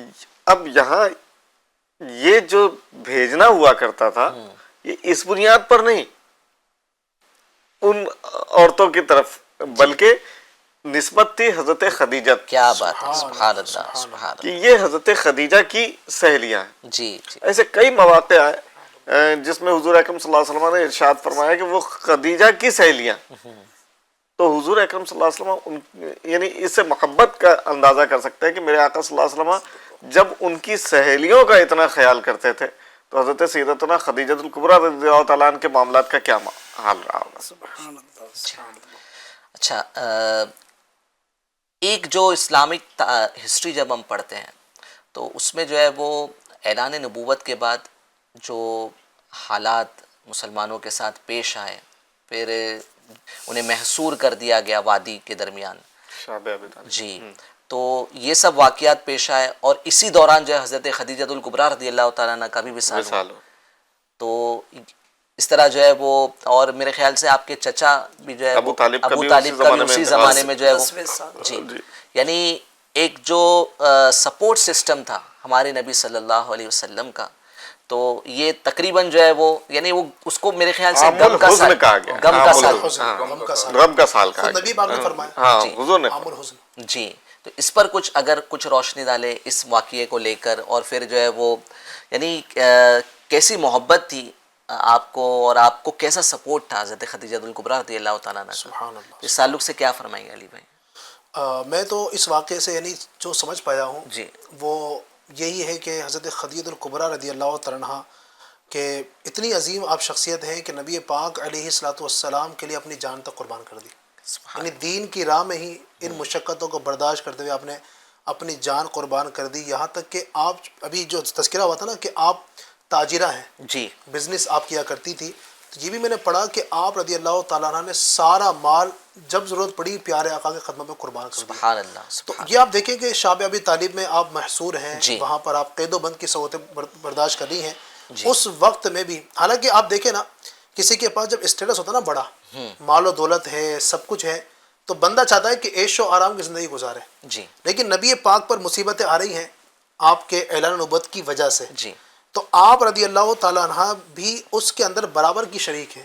اس مشکل وقت میں نبی پاک کو ستایا جا رہا ہے تو آپ پیچھے نہیں ہٹی، قید کیا گیا، آپ محصور بھی ہو گئی، یعنی جس جگہ نبی پاک صلی اللہ علیہ وسلم کو ضرورت تھی سپورٹ کی تو آپ نے اپنے آپ کو پیش کیا، مال کی حاجت تھی مال دے دیا، جان کی حاجت تھی جان دے دی، نبی پاک صلی اللہ علیہ وسلم کے ساتھ وقت لگانے کی ضرورت تھی وقت دے دی، یعنی مجھے بتائیے کہ کون سی چیز باقی تھی جو انہوں نے قربان کرنے سے چھوڑی؟ مجھے ایک چیز یاد آتی ہے فتح کلامی ہوئی، جی، حضور اکرم صلی اللہ علیہ وسلم صادق و امین پہلے سے مشہور تھے، جی، حضور اکرم صلی اللہ علیہ وسلم عرب والوں میں خصوصاً اہل مکہ میں عزت دار اور یعنی اللہ کی طرف لو لگانے والے مشہور تھے، اور حضور اکرم صلی اللہ علیہ وسلم غار حرا میں جا کر جی، عبادت فرمایا کرتے تھے۔ جنہوں نے مکہ مکرمہ کی حسین وادیاں دیکھی ہیں اور جو غار حرا گئے ہیں، کیا بات، کیا بات، آج تو راستے بن گئے، جی جی جی، تب بھی دشوار، تب بھی دشوار ہے چڑھنا، ٹھیک ٹھاک دشوار ہے، بہت آزمائش ہو جاتی ہے جب اوپر چڑھے، جب چڑھنے کے بعد جو پھر حالت ہوتی ہے، چڑھنا ہی بہت دشوار جی، کام۔ جی، اب اس کو ذرا تصور میں لائیے کہ آج یہ پوزیشن ہے، راستے بنا دیے گئے ہیں، میرے آقا صلی اللہ تعالی علیہ وسلم 1450 سال 1500 سال سے زائد کا عرصہ گزر گیا، وہاں جا کر عبادت فرما رہے ہیں، غار کے اندر غار حرا میں حضور اکرم صلی اللہ تعالی وسلم عبادت فرما رہے ہیں، اور حضرت خدیجۃ الکبریٰ رضی اللہ تعالی عنہا کھانا لے کر کیا بات، وہاں پہنچا رہے ہیں۔ کیا بات ہے، سبحان اللہ، سبحان اللہ، یعنی کتنی محبت تھی حضور اکرم صلی اللہ علیہ سبحان وسلم اللہ، سے، سبحان اللہ، وہاں کھانا پہنچانے جا رہے ہیں۔ آج کی طرح آج کے دور میں تقریباً 1.5 گھنٹہ लगा 1.5 से 2 घंटा जो है चढ़ने में। जी अल्लाह अकबर, उस दौर में कितना वक्त लगता होगा चढ़ने में? अच्छा, वो ये वहाँ खाना पहुँचा रही हैं, हुजूर अकरम सल्लल्लाहु अलैहि वसल्लम की खिदमत अंजाम दे रही हैं, है ना। अब एक तो ये पहलू हुआ, दूसरा यानी इस पे गुफ्तगू अगरचे हो चुकी है, लेकिन मैं थोड़ा सा इस पे वो करूँ जी जी मुफ्ती साहब। कि हुजूर अकरम सल्लल्लाहु अलैहि वसल्लम पर पहली वही नाजिल हुई। जी हज़रत जिब्रील अला नबीना जिब्रील अलैहिस्सलाम तशरीफ़ लाए और वो इक़रा, जी वो फिर वो तफसीली वाक़यात है, जी वही नाजिल हुई और हुजूर अकरम सल्लल्लाहु अलैहि वसल्लम ने वो वही की इब्तिदाई कैफियत थी। जी जाहिर है किसी कभी कोई ऐसा मामला दरपेश नहीं आया, तो जो अली भाई ने कैफियत एक बयान की थी जी कि पसीना शिद्दत का था, जी ये मूंडों के बारे में कि फड़क रहे थे, हदीस पाक के अल्फाज हैं, और भी बहुत कुछ कैफियत बयान की गई है। उस हाल में मेरे आका सल्लल्लाहु अलैहि वसल्लम जब नीचे तशरीफ लाए जी तो हुजूर अकरम सल्लल्लाहु अलैहि वसल्लम ने इरशाद फरमाया, ज़म्मिलूनी ज़म्मिलूनी, मुझे चादर उड़ा दो, चादर उड़ा दो। जी हजरत सैयदतुना खदीजतुल कुबरा रज़ियल्लाहु ताला अन्हा ने चादर उड़ाया और जब कुछ राहत महसूस हुई, जी अब उसके बाद हजरत खदीजतुल कुबरा को मेरे आका सल्लल्लाहु अलैहि वसल्लम ने अपने ऊपर जो होने वाली गारे हिरा में जो मामलात हुए थे वो दास्तान सुना। ठीक है। अब ये जब दास्तान सुना है ना, उस वक्त हजरत खदीजतुल कुबरा के अल्फाज जो थे, खुलासा उसका कि अल्लाह ताला, यानी एक नई चीज हुई थी हुजूर अकरम सल्लल्लाहु अलैहि वसल्लम के सामने। सल्लल्लाहु अलैहि वसल्लम। तो हुजूर अकरम सल्लल्लाहु अलैहि वसल्लम ने जो अंदाज से हजरत खदीजा के सामने पेश फरमाया, जी हजरत खदीजा ने ये फरमाया कि अल्लाह ताला आपको कभी ज़ाये नहीं फरमाता, क्या बात, सुभान अल्लाह। इसलिए कि आप व तक से वो मादूमन, यानी वो हदीस के अल्फाज मुझे थोड़े बहुत याद आ रहे हैं कि आप यतीमों की खैरखाही करते हैं, सुभान अल्लाह, सुभान अल्लाह। गरीबों की चाराजोई करते हैं, क्या बात है, सुभान अल्लाह, सुभान अल्लाह। और ज़ईफों का बोझ उठाते हैं। सुभान अल्लाह, सुभान तो अल्लाह। ये इस तरह की सिफात हुजूर अकरम सल्लल्लाहु अलैहि वसल्लम की हजरत खदीजा कुबरा ने बयान की। सुभान अल्लाह, क्या बात। और फिर उसके बाद क्या बात, लेकर अपने चचा वर्का बिन नौफल के पास गई। जी क्या बात है। वर्का बिन नौफल ये वो थे कि मुशरिकीन मक्का की तरह इनका अपना मामला नहीं था, बल्कि ये दीन हक की तलाश में रहते थे। क्या बात है। और ये कुरान उस जमाने की जो किताब थी इंजील वगैरह के, ये आलिम थे, तौरात और इंजील के आलिम थे। जब ये हजरत खदीजा ने कहा कि चलो चचा के पास चलते हैं। अच्छा, वो जो हुजूर अकरम सल्लल्लाहु अलैहि वसल्लम का जब निकाह हुआ था, तो निकाह में जहाँ अबू तालिब ने खुतबा पढ़ा था, वहीं वर्का बिन नौफल और हजरत खदीजा के चचा इन्होंने भी खुतबा पढ़ा था, तो वो एक अलग जी जी जी। अब यहाँ जब वो लेकर गई, लेकर कौन जा रही है? हजरत खदीजा कुबरा। क्यों लेकर जा रही है? तसल्ली दिलाने के लिए, जी जी जी। इत्मीनान दिलाने के लिए क्या कि बात है, वाह। आप जिस चीज पर हैं वो हक है। जी और जब वहां पहुंचे हजरत खदीजा के साथ, वो हजरत खदीजा ने पूरे मंजर को पेश किया। हजरत वर्का बिन नौफल की पलके भी झुक चुकी थी, ये भवे इतनी ज़ईफ़ी थी। उन्होंने कहा कि अगर जो ये कह रहे हैं वो वाकई वैसा ही है, तो एक ज़माना आएगा कि क्या कहते हैं, इनका दीन पूरी दुनिया में गालिब आ जाएगा। और वो भी फरमाया कि मक्का वाले इन्हें अपने शहर से निकाल देंगे। तो हुजूर अकरम सल्लल्लाहु अलैहि वसल्लम ने कहा कि अब मुखरिजिया कौमी औ कमा क़ाला अलैहिस्सलाम, क्या मेरी कौम मुझे मक्का से निकाल देगी? अल्लाह अल्लाह। ये हजरत खदीजा की गमगुसारी की कैफियत थी जी जी। कि इस तरह से हजरत खदीजा ख्याल रखा करती थी हुजूर अकरम सल्लल्लाहु अलैहि वसल्लम। उस पोजीशन में खाना पहुंचाना, उस पोजीशन जी में जी जी। ये जो मामलात हुए। माशाअल्लाह। नाजरीन, जो हमने बातें सुनी अली भाई से, मुफ्ती याहिया रज़ा साहब से, यकीन मानिए कि आज की इस्लामी बहनों के लिए बहुत बड़ा इसमें दर्स है। کہ اپنے شوہر کے ڈیفیکلٹ ٹائم میں عورت نے زوجہ نے کھڑے رہنا چاہیے، نہ کہ اس کے مشکل وقت میں اسے اس کی غلطیوں کا احساس دلایا جائے، اس کی غریبی کا اسے احساس دلایا جائے۔ ہوتا یہی ہے، آج اس طرح کے معاملات جو ہے وہ دیکھے جا رہے ہیں کہ شوہر جب تک کما رہا ہوتا ہے گھر والے بھی اس کا پورا سپورٹ کر رہے ہوتے ہیں، مگر جیسے ہی اس کے ساتھ کوئی آزمائش آتی ہے، کوئی اس کے ساتھ معاملہ درپیش ہوتا ہے، تو اب سب کا ساتھ، باہر والے تو ساتھ چھوڑ ہی دیتے ہیں، مگر افسوس کی بات یہ کہ گھر والوں کا بھی ساتھ چھوٹ جاتا ہے۔ جو کل تک بیوی اس کے سپورٹ میں کھڑا رہتی تھی، آج وہ بھی جو ہے وہ اپنا ساتھ اٹھا لیتی ہے۔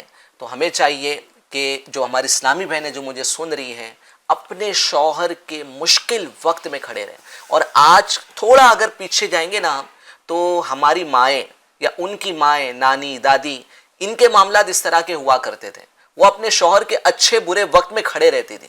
بٹ آج کا جو دور ہوتا چلا جا رہا ہے، مٹیریلسٹک دور ہوتا چلا جا رہا ہے، سوشل میڈیا کا دور ہے جو عورتوں کے ذہن کو کرپٹ کر رہا ہے، عورتوں کے ذہن کو خراب کر رہا ہے، اسلام سے نفرت دلوں میں ڈالی جا رہی ہے، انہیں اسلام سے دور کر کے دنیا داری کی طرف بڑھایا جا رہا ہے۔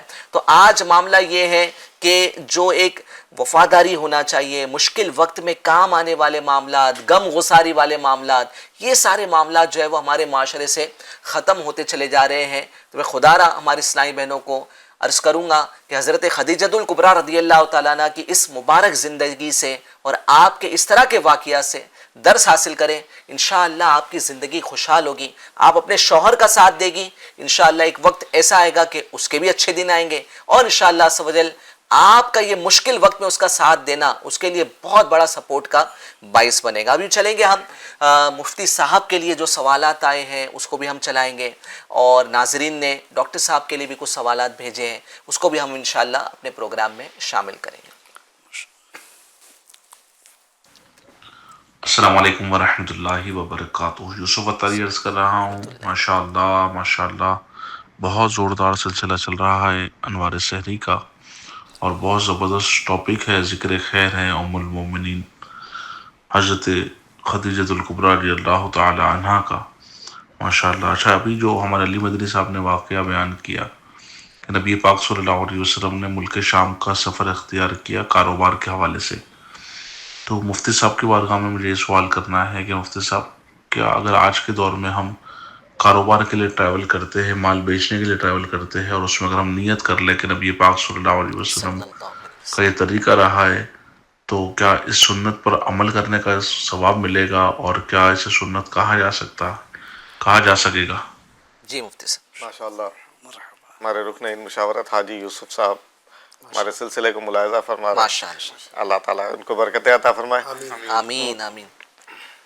حضور اکرم صلی اللہ تعالی وسلم نے سفر کیا اور تجارت کے لیے سفر کیا، جی تو ظاہر ہے کہ اگر کوئی مسلمان جو کاروبار کرتا ہے، رزق حلال کے لیے دوسری جگہوں پر سفر کرتا ہے، چاہے اپنے ملک میں ہو یا بیرون ملک جاتا ہے، اگر وہ اچھی اچھی نیتیں کر لے تو حدیث پاک میں ہے نیت المومن خیر من عملی، تو اور پھر میرے آقا صلی اللہ علیہ وسلم نے میرے آقا صلی اللہ علیہ وسلم نے تجارت کے لیے سفر کیا، تو ظاہر ہے کہ میرے آقا صلی اللہ علیہ وسلم کے سفر کی تجارت کے سفر کو اگر اسی طرح سے اپنے بھی سفر کو یہ کر لیں کہ میرے آقا نے سفر کیا، میں بھی سفر کی نیت کرتا ہوں، تو انشاءاللہ اس کی برکتیں تو ضرور ملے گی۔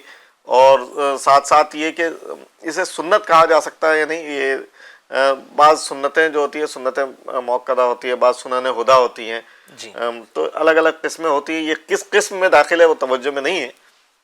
بہرحال یہ کہ سفر حضور کے طریقے پہ سفر کیا جا سکتا ہے۔ ماشاءاللہ اچھا مفتی صاحب، نبی پاک نے جو سفر فرمایا یہ تجارت کا، یہ بھی اگر دیکھیں تو طالب امت ہی کے لیے ہے نا، تعلیم امت کے لیے نبی پاک کو کیا ضرورت ہے؟ مالک کے کونین ہیں وہ تو، اللہ پاک نے سارے جو ہے نا خزانوں کی چابیاں ان کو دے دی ہے، تو یہ بھی ایک نبی پاک کا ایک مبارک ادا ہے، تاکہ میرے امتی جو ہیں وہ اس کے ذریعے سے ان کو تجارت کا بھی ایک سلسلہ ان کو حاصل ہو سکے۔ علی بھائی آپ نے یہ گفتگو چھیڑی، جی، تو اس میں اس تجارتی سفر کے اندر جی ایک چیز تھی راست گوئی، کیا مطلب ہوا اس کا؟ میں اس کو بتاتا ہوں انشاءاللہ۔ جی تو وہ یعنی جو الفاظ وہاں مورخین نے اور جو حدیثوں میں آئے ہیں نا، تو اس میں جو اردو ترجمہ اس کا کیا گیا ہے راست گوئی، یعنی سچی بات. یعنی اس کاروبار کے اندر میرے آقا صلی اللہ علیہ وسلم نے جھوٹ کے اور مبالغے کے پہلو کو رکھا ہی نہیں، ٹھیک ہے، بلکہ جو بھی اس تجارتی سفر میں حضور اکرم صلی اللہ علیہ وسلم نے بیان کیا وہ راست گوئی تھی. سبحان اللہ. یعنی اپنی بات جو سچ تھی وہ بیان کر. یہ بھی امت کے لیے تعلیم یہ تعلیم ہے نا، کہ تجارت کرے تو تجارت کا سچ سچ سے بولے. کام لیں. سبحان ٹھیک ہے، اللہ. غلط بیانی سے اور مبالغہ آرائی سے بچیں اور سچ جو ہے وہ اس کو ظاہر کریں، اس کے مطابق جو ہے تجارت کریں. مفتی صاحب کے لیے اور جو سوالات آئے ہیں پلیز اس کو چلا لیں. السلام علیکم مفتی صاحب.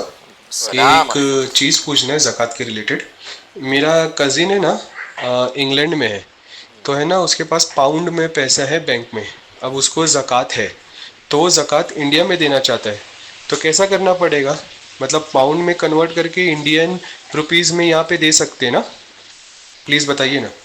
جی مفتی صاحب کماتے پاؤنڈ میں ہیں اور زکوٰۃ انڈین کرنسی میں دینا چاہتے ہیں. دیکھیں وہ کسی بھی کرنسی میں ہو، زکوٰۃ کا اصول تو ایک ہی ہے ٹھیک ہے، کہ کل مال کا 40واں حصہ یعنی 2.5% جو ہمارے یعنی ہمارے انڈین روپیز میں جو ہوتا ہے 1 لاکھ پہ 2,500 روپے، جی 100 روپے پہ 2.5 روپیہ. تو اب وہ پاؤنڈ میں اگر حساب کریں گے تو جو حساب وہاں بنتا ہے کرنسی کنورژن کے مطابق جتنا وہ بنے گا اتنا دینا. کرنا پڑے. یعنی 40واں حصہ جو ہے نا جی اب وہ دینا ہے ان کو. ٹھیک ہے، اب وہ جس طرح سے بھی جس کرنسی میں دینا چاہیں. تبدیل ہو سکے وہ کر. مکے مدینے میں تو وہاں اگر دے رہے تو وہاں کی کرنسی کے مطابق. وہاں رہتے ہیں اگر وہاں جیسے ابھی ایک یہ ہمارے پاس مسائل آنا شروع ہو گئے جی. اس سلسلے کے. ابھی صدقہ فطر کہاں ادا کرنا ہے، کیسے ادا کرنا ہے، جی ہے نا؟ تو اب وہ یہ تو سوال ہے زکوٰۃ تو اسی یہاں بھی ویسی نکلے گی وہاں بھی ویسی نکلے گی. جی جی جی لیکن صدقہ فطر کہاں کا ادا کیا جائے گا اور کس کے لیے کیا ادا کیا جائے گا؟ اگر اس پہ صدقہ فطر جو ہے، اگر کوئی شخص مثلا مدینہ شریف میں رہتا ہے، جی وہیں کماتا ہے اور اس کے نابالغ بچے بھی ہیں، بالغ اولاد بھی ہے، بیوی بھی ہے، وہ انڈیا میں ہے مثلا، اور کوئی شخص مدینہ منورہ میں رہتا ہے اور عید کے دن وہ مدینہ منورہ ہی میں ہے، جی تو وہ اپنا صدقہ فطر اور اپنی نابالغ اولاد کا صدقہ فطر وہاں کی قیمت کے اعتبار سے لگائے گا. ٹھیک ہے، بھلے وہ انڈیا میں ادا کرے جی لیکن وہ ادا ہوگا وہاں کی اعتبار قیمت سے، کے حساب سے. وہاں کی قیمت کے اعتبار ٹھیک سے. ہے. اور جو اس کی اہلیہ ہے اس کا صدقہ فطر اور اس کی بالغ اولاد کا صدقہ فطر جہاں ہے وہاں ان کے اعتبار سے ادا ہوگا. اگر وہ انڈیا میں ہے تو وہ انڈیا کے اعتبار سے بھلے یہاں ادا کرے یا وہاں ادا کرے. ٹھیک ہے، انشاءاللہ جب صدقہ فطر کے دن ایام قریب آئیں گے انشاءاللہ تو اس سے ریلیٹڈ بہت سارے سوالات جو ہے وہ اس کو بھی ہم اپنے پروگرام میں شامل کریں گے. ایک ایکٹیویٹی جو ہے وہ اس کو شامل کرتے ہیں. پرسنل سوالات جو میں آپ سے پوچھتا ہوں کہ ہمارے مہمانوں کی کہانی ان کی زبانی. تو جنید بھائی بہت زیادہ جو ہے وہ یہ ایکٹیویٹی جب بھی آتی ہے اور یہ سیگمنٹ جب بھی آتا ہے بہت زیادہ ٹینشن میں آ جاتے ہیں. جنید بھائی بڑا ہلکا پھلکا سا سوال ہے. ٹھیک ہے سر. ٹھیک ہے، کل کے سوال پر بھی ٹھیک ٹھاک کلام ہوا ہے. اچھا گھر پر کلام ہوا ہے. ٹھیک ہے، چلے آج بھی کچھ ایسا ہی ہو جائے، گھر پر کچھ کلام ہوتا رہے، ہمارے پروگرام کا ذکر چلتا رہے صحیح. یہاں بھی اور گھر پر پہنچنے کے بعد بھی. سوال یہ ہے کہ آپ کی زندگی میں کبھی ایسا ہوا ہے کہ آپ نے کوئی چیز وہ بہت مہنگی خرید لی ہو پھر بعد میں پچھتاوا ہوا کہ جو ہے وہ یہ نہیں خریدتا تو اچھا ہوتا؟ اللہ پرسنل کوشچن، کہانی بتانی ہے آپ کو، بتانے جیسی ہو تو بتائیں. یعنی خرید لی اور بعد میں پچھتاوا ہو افسوس کہ ہاں یہ زیادہ مہنگا لے لیا. ویسے عموماً میں خریدتے وقت بہت نیگوشیٹ کرتے. ہاں ٹھیک ٹھاک، مطلب یعنی بیپاری مطلب کاروباری اعتبار سے بھی بعض بیپاری یوں کرتے کہ بھائی آپ بہت کھینچتے ہو، تو اتنی زیادہ یاد نہیں ہے مجھے پرسنل چیز کو ایسی کہ بہت مہنگی خرید لی اور بعد میں افسوس ہوا ہو، ابھی یاد نہیں آ رہا ہے. اچھا. باقی سوالات کا علی بھائی آپ کے ساتھ کبھی ذہن ہوا میں ہے آ جائے میرے. سید صاحب ایسا ہوا تو ہے، مجھے یاد پڑا لیکن ابھی وہ پراپر یاد نہیں آ رہا کوئی واقعہ اس طرح کا، لیکن ایسا ہوا ہے کہ کوئی چیز خرید لی، بعد میں کسی سے پوچھا تو اس نے بتایا یار یہ تو میں اتنے کا لے کر آیا ہوں. جی مفتی صاحب کے میرے ساتھ بھی ہوا ہے. جی اچھا، جیسے جنید بھائی سچویشن بتا رہے کہ جو ہے وہ ہم نیگوشیٹ کرتے ہیں عموماً، جی بٹ اس میں کیا ہوتا ہے کہ کبھی کبھار جو ہے وہ 200 کی چیز آپ نے جو ہے وہ 150 میں مانگی اور سامنے والا فوراً راضی ہو جاتا ہے، تو یہ تب بڑا افسوس ہوتا ہے. اور کم مانگ ہاں، اور زیادہ کم 150 میں مان گیا اور اتنے جلدی مان گیا. جی ایسا بھی کئی بار ہوتا ہے، ہوتا ہے ایسا؟ کئی بار ہوتا ہے. جی. ہو چکا ہے. صحیح فرما رہے ہیں آپ. جی جی ڈاکٹر صاحب کے ساتھ کچھ اس طرح کے واقعات؟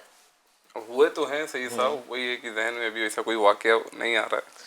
چلے ٹھیک. دوسرے ایک دم سوال. اچانک لے کر آئے نا جی، صحیح جی. صاحب، تو یہ سب اچانک ہی ہوتا ہے تو ہی اچانک میں دلچسپی ہم لوگ بنتی ہے. فیل ہو جاتے بعض جی. وقت. کبھی ایسا ہوا ہے جی کبھی ایسا ہوا ہے کہ آپ کو کسی نے کچھ تحفہ پیش کیا اور آپ نے وہی تحفہ کسی اور کو دے دیا؟ صلی اللہ علیہ محمد. یہ ادا تو میں نے شیخ طریقت امیر اہل سنت دامت برکاتہم العالیہ کے اندر بہت واضح، بہت پیارے انداز میں دیکھی الحمدللہ عز و جل. جب تشریف لائے تھے جی. تو واپسی کا سفر تھا میرے بامبے تشریف لائے تھے؟ جی بامبے جب تشریف لائے تھے. کیا بات ہے. تو ناظرین، امیر اہل سنت کے بامبے آنے کے واقعات ہم جنید بھائی سے سن رہے ہیں. جی. واپسی کا دن متعین تھا کہ بھائی آج جانے والے. تو بس جو بھی اس وقت میری کیفیت تھی، مطلب جو پوزیشن تھی، جی، میں اور جی. میرے خاص دوست ہمارے مشتاق بھائی، اللہ پاک ان کو بھی سلامت رکھے، صحت آمین. تندرستی دے، ہم دونوں نے ایک مٹھائی کی دکان سے اچھی والی مٹھائی لے کر کے امیر اہل سنت کو، ان دنوں حضرت صاحب کہا جی، جاتا جی، تھا، جی. حضرت صاحب کو یہ پیش کریں گے، ہم ٹھیک. لے کر کے پہنچے. الحمدللہ کیا دن تھے، پہنچنا بھی آسان تھا، سب کچھ مدینہ مدینہ تھا. ہم پہنچے اور وہ بس کھانے کا دستر لگا ہوا تھا، جی. مطلب آخری وہ ضیافت تھی، پھر روانگی کی ترکیب تھی. تو موقع مل گیا پیش کرنے کا. الحمدللہ یوں ہم نے پیش کیا، میرے رسول نے قبول فرمایا، اپنی طرف سے ہمیں عطر کا تحفہ عنایت فرمایا. وہ لیے ہم کھڑے ہی ہوئے، جی. کھول کر بھی نہیں دیکھا کہ بھائی قیمتی مٹھائی ہے، مہنگی ہے، کیا ہے. فوراً قریب میں ایک اسلامی بھائی کھڑے ہوئے تھے، ان کو تحفے میں دے دیا تحفے میں. تو یہ مطلب اللہ والوں کی ادائیں ہوتی ہے. اور باقی آپ نے مجھ سے کہا ہے تو فی الحال مجھے یاد نہیں، دیے ہیں الحمدللہ کئی مرتبہ. ایسا اللہ پاک کا کرم ہوا ہے. اپنے گئے تھے امیر علیہ سنت کی خدمت میں حاضری کے لیے، جی. تو چلتے وقت امیر علیہ سنت نے مجھے بھی ایک تحفہ دیا. ماشاء اللہ ماشاء اللہ. تو جب وہ تحفہ میں نے اس کو قبول کیا اور جب یہاں لے کر آیا تو اس کو کھولا تو اس کے اندر انڈین روپے تھے. ارے واہ. اچھا. تو ماشاء اللہ. وہ پھر میں نے اندازہ لگایا کہ وہ ایسے ہی کسی صاحب نے پیش کیا اور امیر امیر علیہ سنت نے بغیر دیکھے اسے آپ کو پیش بھی کر دیا. ماشاء اللہ. بڑوں کی بڑی باتیں ہوتی ہیں. علی بھائی، آپ کا کچھ ایسا واقعہ کہ آپ کو کسی نے تحفہ دیا اور آپ نے اسے کسی اور کو دیا؟ ہوا ایسا کئی مرتبہ ہوا الحمدللہ. کوئی اسپیسیفک واقعہ جیسے مفتی صاحب جنید بھائی بیان فرما رہے ہیں؟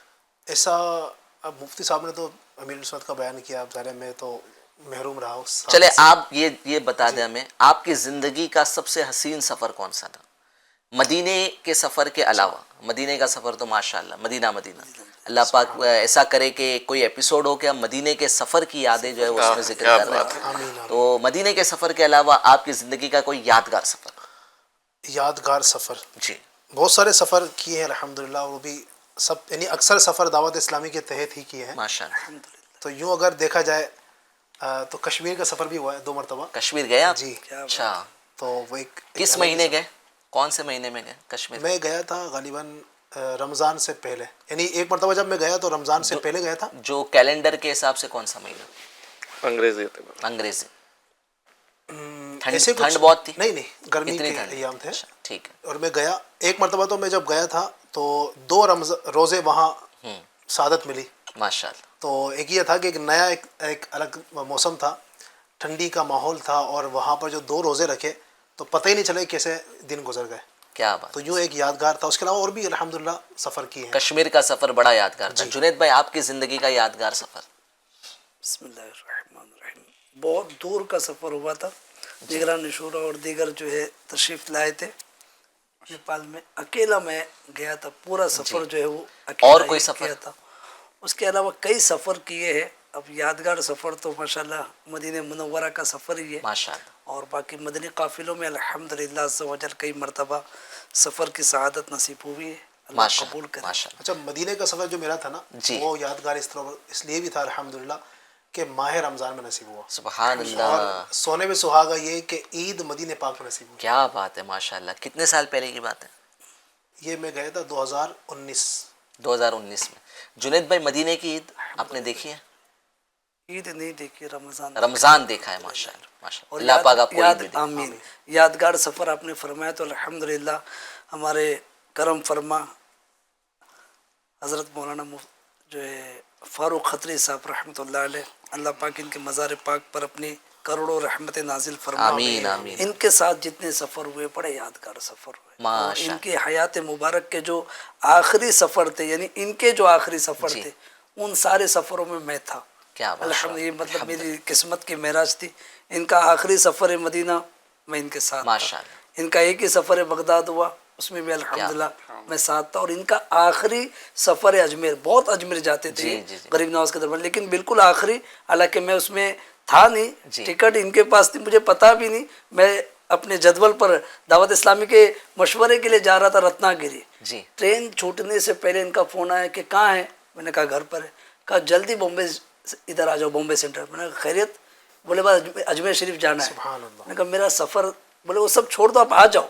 क्या पता नहीं कैसे क्या था, बस मैं पहुंच गया अल्हम्दुलिल्लाह। और उसके बाद फिर उनका जी जी, मेरा पहला अजमेर का सफ़र भी मौलाना फ़ारूक खत्री साहब, पहला अजमेर का सफ़र। शायद वही सफ़र था आपका, मेरे ख्याल से 2005 का। जी जी याद है मुझे, पहला अजमेर का सफ़र मौलाना फ़ारूक खत्री साहब के साथ माशाअल्लाह। मेरी शादी हुई थी उस वक्त और आप लोग आए थे वहाँ। जी जी माशाअल्लाह। कुछ इस तरह की गुफ्तगू हम करते रहेंगे। डॉक्टर साहब भी हमारे साथ मौजूद हैं।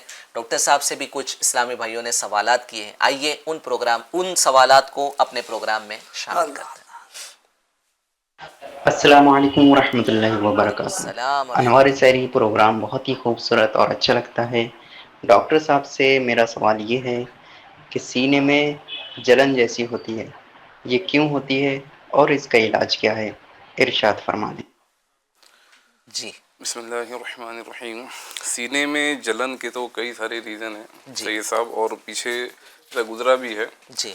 अब इसमें अगर हम रीज़न देखें जाए तो कुछ जो मैं अर्ज़ करता चलूँ कि सबसे पहला एक गैस्ट्रो ईसोफिगल रिफ्लक्स डिजीज़ है, जो वही जो एसिडिटी जब बढ़ती है और जो है खाने की जो नली जो ईसोफिगस है वहाँ तक आ जाती है, फिर वही नली जब सूजने लग जाती है, इन्फ्लेमेशन होता है, तो उससे भी सीने में जलन होता है। उसके बाद में लंग्स की डिजीज़ है तो उससे भी सीने में जलन का जो है, फिर मसल अगर स्पाज़म हो रहा है सीने की तरफ, वो भी एक रीज़न है। फिर अगर कार्डियक रीज़न देखा जाए तो उसमें भी फिर है, जो सबसे सीवियर जो है वो हार्ट अटैक की तरफ आता है। ठीक है। और अच्छा, इसमें एक हुआ था पीछे अपना, तो इसमें कुछ डिटेल में अर्ज़ करता चलूँ कि कैसे हम डिफ़ाइन करेंगे कि नॉर्मल नॉन कार्डियक जो है जलन और कार्डियक जलन में क्या, यानी हार्ट अटैक मोस्टली कार्डियक यानी हार्ट से रिलेटेड जो भी रहता है उसे कार्डियक कहते हैं। नॉन कार्डियक यानी जो उसके अलावा हार्ट के अलावा। जी ठीक है।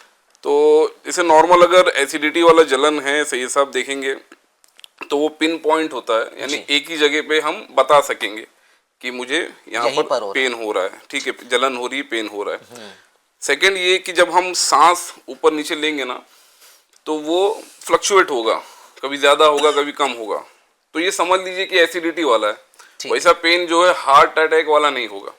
उसमें किस तरह का होता है? हार्ट अटैक वाले में पेन एकदम अचानक होगा, एकदम सीवियर होगा।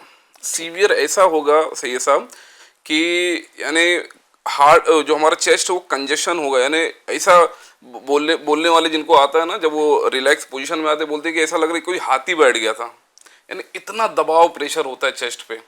उसके बाद में हार्ट अटैक वाला जो रहता है वो है ना लेफ्ट की तरफ ना रेडिएट होगा, यानी फैलता जाएगा, जैसे शोल्डर के ऊपर आ गया, जॉ पे आ गया और हमारे लेफ्ट हैंड पे भी आएगा। और जो ये नॉर्मल जो नॉन कार्डियक वाला है, जो एसिडिटी वाला है, अगर हम नॉर्मल स्ट्रेचिंग करेंगे तो रिड्यूस होते जाएगा, जो हार्ट अटैक वाला नहीं होगा। ठीक है। हार्ट अटैक वाले में आपको स्वेटिंग भी होगी, पसीना भी निकलेगा, सांस लेने में दिक्कत भी होगी, ठीक है, और वो डिफ्यूज पेन होगा, यानी हम ऐसा बता नहीं सकेंगे कि एक कोई पॉइंट है, ठीक है, वो बहुत सीवियर कंडीशन हो जाती है। अच्छा, इलाज की तरफ जाए तो नॉन कार्डियक यानी जो हार्ट के अलावा वाला है तो वो तो नॉर्मली हो जाता है, एंटासिड वगैरह लें, और लेकिन हार्ट अटैक वाला वो तो हमें यानी दोनों हो तो हमें डॉक्टर को दिखा लेना चाहिए एक बार। तो डॉक्टर मशवरा करेंगे, कुछ टेस्ट होते हैं, अगर उनके हिसाब से लगे कि टेस्ट ज़रूरी है تو ٹیسٹ بھی جو ہے ECG وغیرہ ایک ٹیسٹ ہوتا ہے جو ہارٹ سے ریلیٹڈ رہتا ہے. ECG ہو گیا, اس کے بعد میں ایک ٹروپٹی ٹیسٹ ہوتا ہے سید صاحب, جو بلڈ نکالا جاتا ہے, بلڈ ٹیسٹ ہوتا ہے وہ.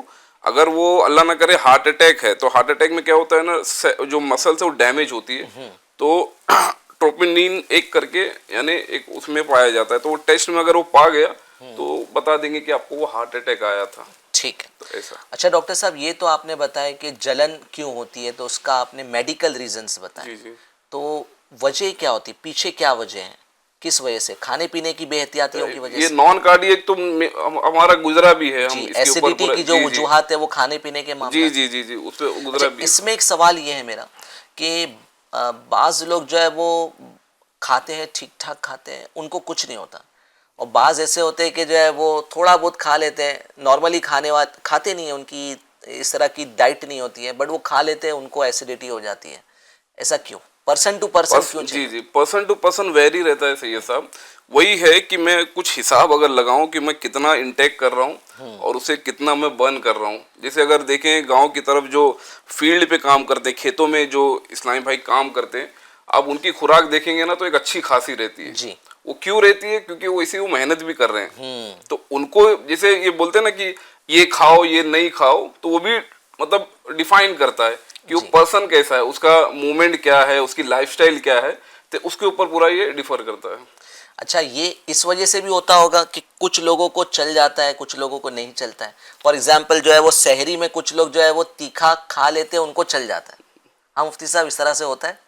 آپ بھی تیکھا پسند کرتے ہیں؟ میں میڈیم کھانا پسند کرتا ہوں. کچھ لوگ ایسے ہوتے ہیں جو تیکھا نہیں کھاتے ہیں, بٹ ایک آدھ بار کھا لیے تو ان کا پورا روزہ ڈسٹرب ہو جاتا ہے. پھر وہ ڈکارے اور جی, تو اس کی وجہ باڈی ٹو باڈی ویری کرتا ہے سید صاحب, کہ ہمارا جو باڈی ڈیفینس میکینزم ہے وہ کیسا مطلب رسپانس کرتا ہے. کسی کو چھوٹی چھوٹی بات کی الرجی ہو جاتی ہے, کسی کو جو دھوئیں کی الرجی ہے, کسی کو کچھ چیز کی الرجی, تو باڈی ٹو باڈی یہ ویری کرتا ہے. ٹھیک ہے. چلے ڈاکٹر صاحب کے لیے اور کوئی آڈیو آئی ہے تو اس کو بھی آپ پروگرام میں شامل کر لیجئے. السلام علیکم ورحمۃ اللہ وبرکاتہ. ماشاء اللہ انوار سحری پروگرام زبردست چلا ہے. میرا ڈاکٹر صاحب کی خدمت میں سوال یہ تھا کہ ہیلتھی لائف اسٹائل کیسے گزارے؟ جی ڈاکٹر صاحب, ہیلدی لائف سٹائل کیسے گزارے, اس کی کچھ ٹپس آپ دے دیجیے. جی سید صاحب, یعنی دیکھا جائے گا تو جو باتیں ہماری کچھ گزری ہیں نا, جیسے ڈائٹ سے ریلیٹڈ, ایکسرسائز سے ریلیٹڈ, تو یہی سب جو ہے کہیں نہ کہیں گھوم کے آتی ہے. پھر بھی میں 5 چیزیں اس میں وہی عرض کرتا چلوں گا اسپیشلی ناظرین کے لیے. یہ 5 چیزیں آپ یاد رکھیں کہ سب سے پہلا جو بیلنس ڈائٹ ہوتا ہے. اچھا, بیلنس ڈائٹ یوں آپ سمجھے جیسے کہ فار ایگزامپل ایک بلب ہے, اگر ہم وولٹ اس میں بڑھا دیں گے وہ فیوز ہو جائے گا, اور کم رکھیں گے تو وہ اسٹارٹ نہیں ہوگا. تو اسی لیے بیلنس ڈائٹ بہت ضروری ہے. سیکنڈ, ایکسرسائز ہے جو ہمارا چلتے ہی آیا ہے موضوع پہ. تیسرا جو ہے نا وہ سلیپ ویل, سونا, یہ بہت امپورٹنٹ ہے سید صاحب. یعنی سونا 8 گھنٹے کی جو نیند بتائی جاتی ہے کہ ہماری ہونی چاہیے, اور اس میں ماشاءاللہ آج جو آیت بھی پڑھی گئی اس کے تعلق سے الحمدللہ ماشاءاللہ علی مدنی صاحب نے, کہ آرام جو ریسٹ پوزیشن ملتی ہے نا اپنے کو, اگر وہ سونا اگر ہمارا ڈسٹرب ہوگا نا.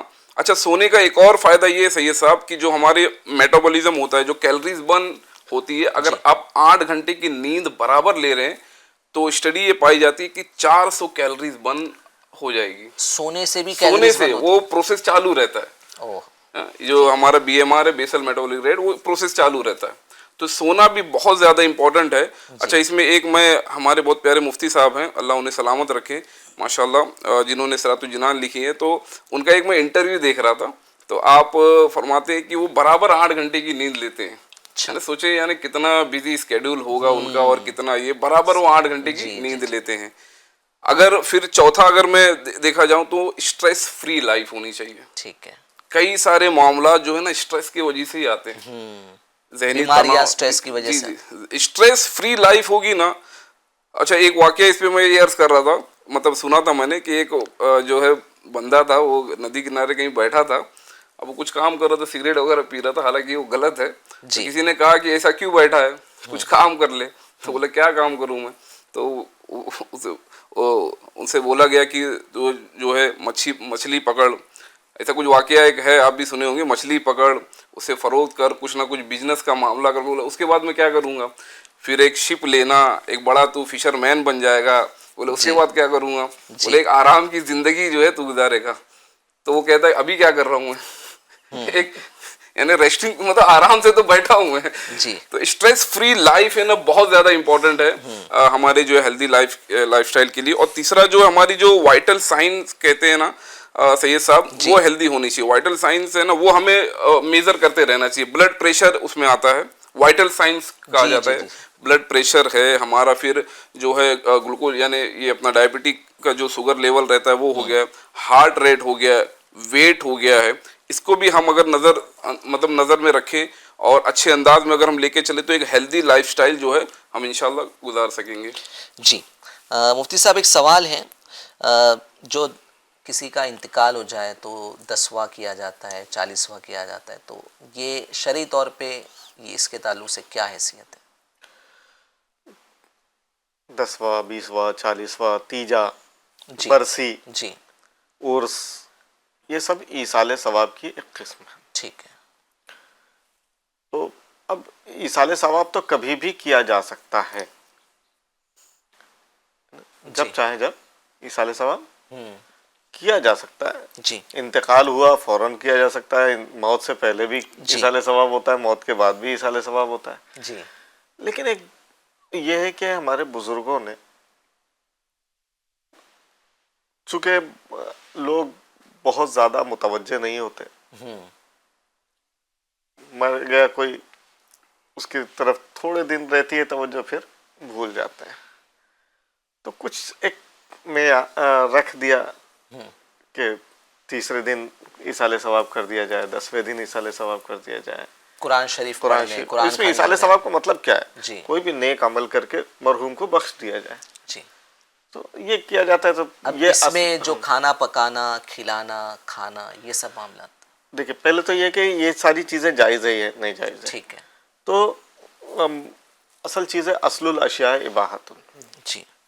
कोई भी चीज़ जो होती है ना वो मुबाह होती है, ठीक है, जायज़ होती है। ये पानी रखा है, ये पीना जायज़ है। जी। अगर कोई कहे कि ये पीना नाजायज़ है तो उसको दलील शरई देना होगा, क्यों नाजायज़, क्यों नाजायज़ है। ठीक है ना, सिर्फ गोश्त का मामला है, उसके हराम और उसके जायज़ होने की दलील देना है, बाकी इसके नाजायज़ होने की दलील। ठीक है। तो अब इसी तरीके से 10वां, 20वां, 30वां, 40वां, ये सारी चीज़ें जायज़ है। यानी जो इसको नाजायज़ कह रहा है वो उसको दलील दे। अब वो दलील देते हैं नाजायज़ होने की, जी, लेकिन वो दलील कुरान और हदीस के मुताबिक है नहीं। ठीक है। बहरहाल एक तो ये हुआ, दूसरा उसमें खाना पकाते हैं, ये करते हैं, वो करते हैं। तो असल चीज़ है ईसाले सवाब। ये ईसाले सवाब में बेहतर और अच्छा तरीका ये है कि जो फ़ुक़रा मसाकीन है उन पे तसद्दुक़ किया जाए, ठीक है, उनको खिलाया जाए। आला हज़रत इमाम अहले सुन्नत इमाम अहमद रज़ा ख़ान अलैहि रहमत व रिज़वान ने अपनी वसीयत जो फरमाई थी, वो इंशाअल्लाह कभी मुताला करके आएंगे तो इंशाअल्लाह उसको बयान करेंगे। जी। तो वो जो वसीयत थी कि ख़ास फ़ुक़रा को खिलाया जाए, अच्छा, और कैसे बिठा कर खिलाया जाए और क्या खिलाया जाए। क्या बात, सुभान। वो जब वसीयत को पढ़ते हैं ना तो ऐसा मालूम होता है कि जो ईसाले सवाब का असल मर्जा मावा है वो वही था, और वाकई उसी अंदाज से किया जाए तो वो एक बेहतरीन ईसाले सवाब होगा। सुभान अल्लाह। अली भाई से किसी ने पूछा है, सगे मदीना आईडी है, कि क्या अली भाई राजस्थान के रहने वाले हैं? अल्हम्दुलिल्लाह। अच्छा, राजस्थान कहाँ के रहने वाले वो भी बता। राजस्थान के रहने पर फख्र इसलिए चूँकि मेरे ख्वाजा साहब राजस्थान में हैं। सुभान अल्लाह। राजस्थान जयपुर से ताल्लुक। जयपुर से ताल्लुक, बाय बर्थ आप जयपुर के रहने वाले। माशाअल्लाह, माशाअल्लाह। चले, मुझे ज़्यादा है ना एक्टिविटी करने की जो मज़ा है वो जुनैद भाई के साथ आती है। तो एक नई एक्टिविटी करेंगे जुनैद भाई, और इंशाअल्लाह ये एक्टिविटी बारी बारी सेगमेंट्स में हम दीगर गेस्ट से भी करेंगे। शुरुआत हम जो है वो जुनैद भाई से करते हैं आज के एपिसोड में। जुनैद भाई, मैं आपको कोई 2 ऑप्शन दूंगा, ठीक है?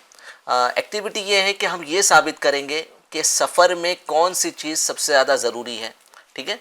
वो इंशाअल्लाह आखिर में नतीजा निकल कर आएगा कि सबसे ज़्यादा चीज़ वो कौन सी है जो हमें कैरी करना चाहिए अपने साथ सफ़र में, ٹھیک ہے, ہر بار میں آپ کو 2 آپشن دوں گا, آپ نے 2 آپشن میں سے کوئی ایک سلیکٹ کرنا ہے, اور یہ ازیوم کرنا ہے کہ آپ نے سفر میں صرف ایک چیز لے جا سکتے ہیں. اب وہ کون سی ہوگی؟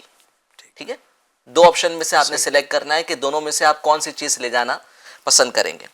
تو پہلے آپشنز ہے آپ کی طرف پرفیوم, عطر یا کنگھی. کنگھی. ٹھیک ہے, کنگھی, پانی کی بوتل. پانی کی بوتل. ٹھیک ہے, پانی کی بوتل یا کچھ کھانے پینے کی چیزیں. پانی کی بوتل یا کھانے پینے کی چیز. کھانے پینے کی چیزیں کہہ رہے ہیں. کھانے کی چیزیں, اسنیکس. عموماً ہم بول دیتے ہیں بٹ وہ کھانے کی چیزیں ہوتی ہے. جی مراد میری کھانے کی چیزیں. صحیح. پانی. پانی. پانی یا کوئی کتاب. جو فیکٹ ہے وہ بتانا. جی پانی.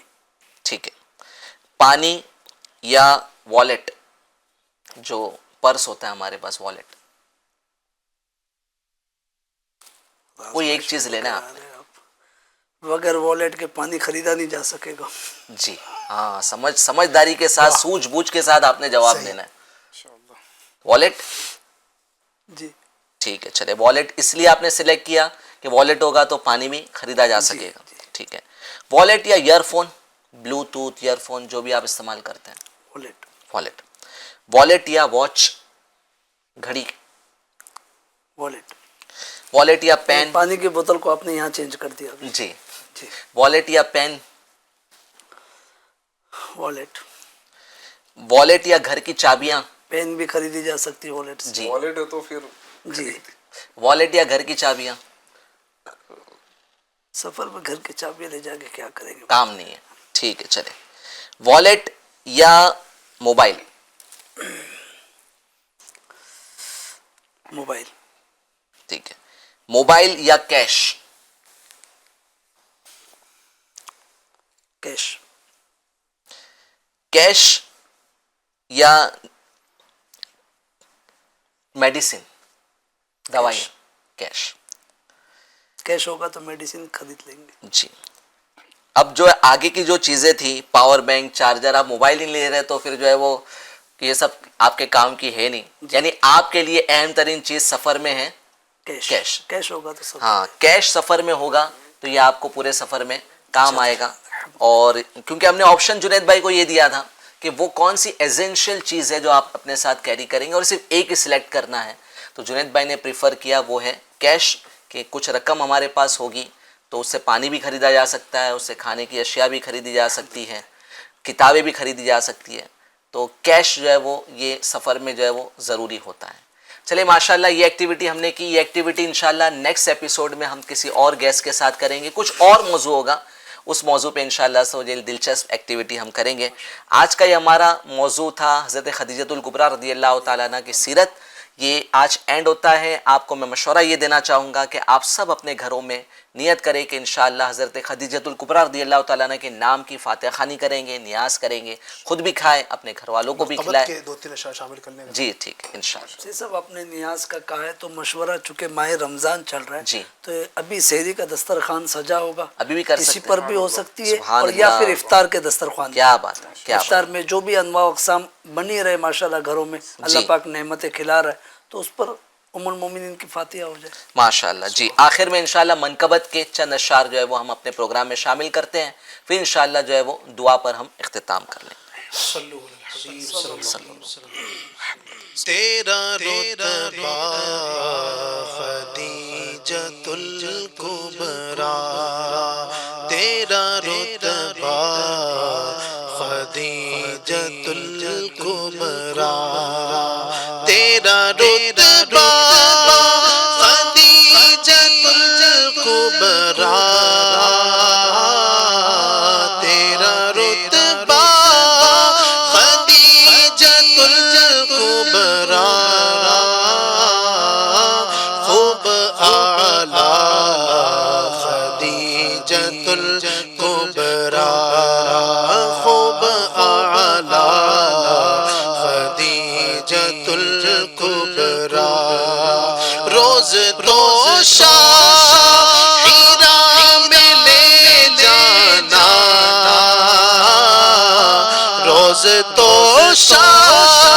ہیرا میں لے جانا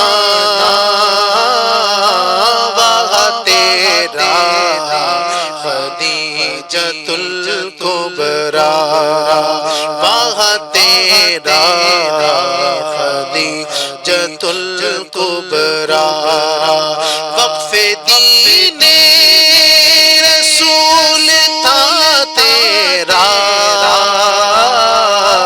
وقف دین رسول تھا تیرا لمحہ لمحہ خدیجۃ الکبریٰ لمحہ لمحہ خدیجۃ الکبریٰ رب نے تم پر سلام بھیجا ہے رب نے تم پر سلام بھیجا ہے مصطفیٰ خدیجۃ الکبریٰ ہے مصطفیٰ خدیجۃ الکبریٰ پیش مل جانب مشاہد ہے پیش مل جانب مشاہد ہے یہ قصیدہ خدیجۃ الکبریٰ یہ قصیدہ خدیجۃ الکبریٰ تیرا رتبہ خدیجۃ الکبریٰ خوب اعلیٰ خدیجۃ الکبریٰ صاحب دعا کر ماشاءاللہ اعلیٰ حضرت امام علیہ سنت فرماتے ہیں جی سیما پہلی ماں کہف امن و اما سبحان اللہ جو ہم نے آج گفتگو کی اس کا خلاصہ ہی لگ رہا ہے جی سیما پہلی ماں کہف امن و اما حق گزارے رفاقت پہ لاکھوں سبحان اللہ سبحان اللہ عرش سے جس پہ تسلیم نازل ہوئی عرش سے جس پہ تسلیم نازل ہوئی اس سرائے سلامت پہ لاکھوں سلام اور ایک شعر اور ہے منزل من قصب لا نصب لا صخب وہ ہے نا حضرت صدیقہ کے لیے حضرت خدیجہ کے لیے موتیوں والا محل ہے اسی کی طرف اشارہ ہے وہ حدیث کی طرف منزل من قصب لا نصب لا صخب ایسے کوشک کی زینت پہ لاکھوں سلام جی مفتی صاحب الحمدللہ رب العالمین والصلاة والسلام علی سید المرسلین مالک و مولا اپنے فضل و کرم سے ہم یہاں حاضر ہیں مالک و مولا آج حضرت ام المؤمنین سیدتنا خدیجۃ الکبریٰ رضی اللہ تعالیٰ عنہا کی بارگاہ والا جہاں میں ہم نے خراج عقیدت پیش کیا مالک و مولا ہم غلاموں کی جانب سے اس خراج عقیدت کو قبول فرما ان کی برکات سے ان کے فیضان سے ہم تمام کو مالا مال فرما مالک و مولا اسلامی بہنوں کو ہم سب کو ان کی سیرت و طریقے پر عمل کی توفیق عطا فرما مالک و مولا جو انہوں نے حضور اکرم صلی اللہ علیہ وسلم کی خدمت گزاری کی غم گساری کی مالک و مولا دنیا آخرت میں اس کا بہترین صلہ انہیں عطا فرما مالک و مولا اپنے فضل سے انہیں ان کے فیضان سے ہم تمام کو مالا مال فرما اور مالک و مولا اپنے فضل سے حضور اکرم صلی اللہ علیہ وسلم کے صدقے حضرت سیدتنا خدیجۃ الکبریٰ کے صدقے مالک و مولا ہمارے ناظرین اور ہم سب کی جائز مرادوں پر رحمت کی نظر فرما دے مالک و مولا دعوت اسلامی کو دن 25ویں رات 26ویں ترقی عطا فرما حضرت سیدتنا خدیجۃ الکبریٰ رضی اللہ تعالیٰ عنہ کے فیضان سے مالا مال فرما کہتے رہتے ہیں دعا کے واسطے بندے تیرے کر دے پوری آرزو ہر بے کس مجبور کی ان اللہ و ملائکتہ یصلون علی النبی یا ایھا الذین آمنوا صلوا علیہ وسلموا تسلیما اللہم صلی علی سیدنا محمد وعلی آل سیدنا محمد وبارک وسلم صلاۃ و سلاما علیک یا رسول اللہ صلی اللہ تعالی علیہ وسلم سبحان ربک رب العزة عما یصفون وسلام علی المرسلین والحمد للہ رب العالمین صلو علی الحبیب صلی اللہ تعالی علی محمد صلی اللہ تعالی علیہ وسلم ابر کرم نور برسا رہا ہے مزہ خوب رمضان میں آ رہا ہے رمضان آ گیا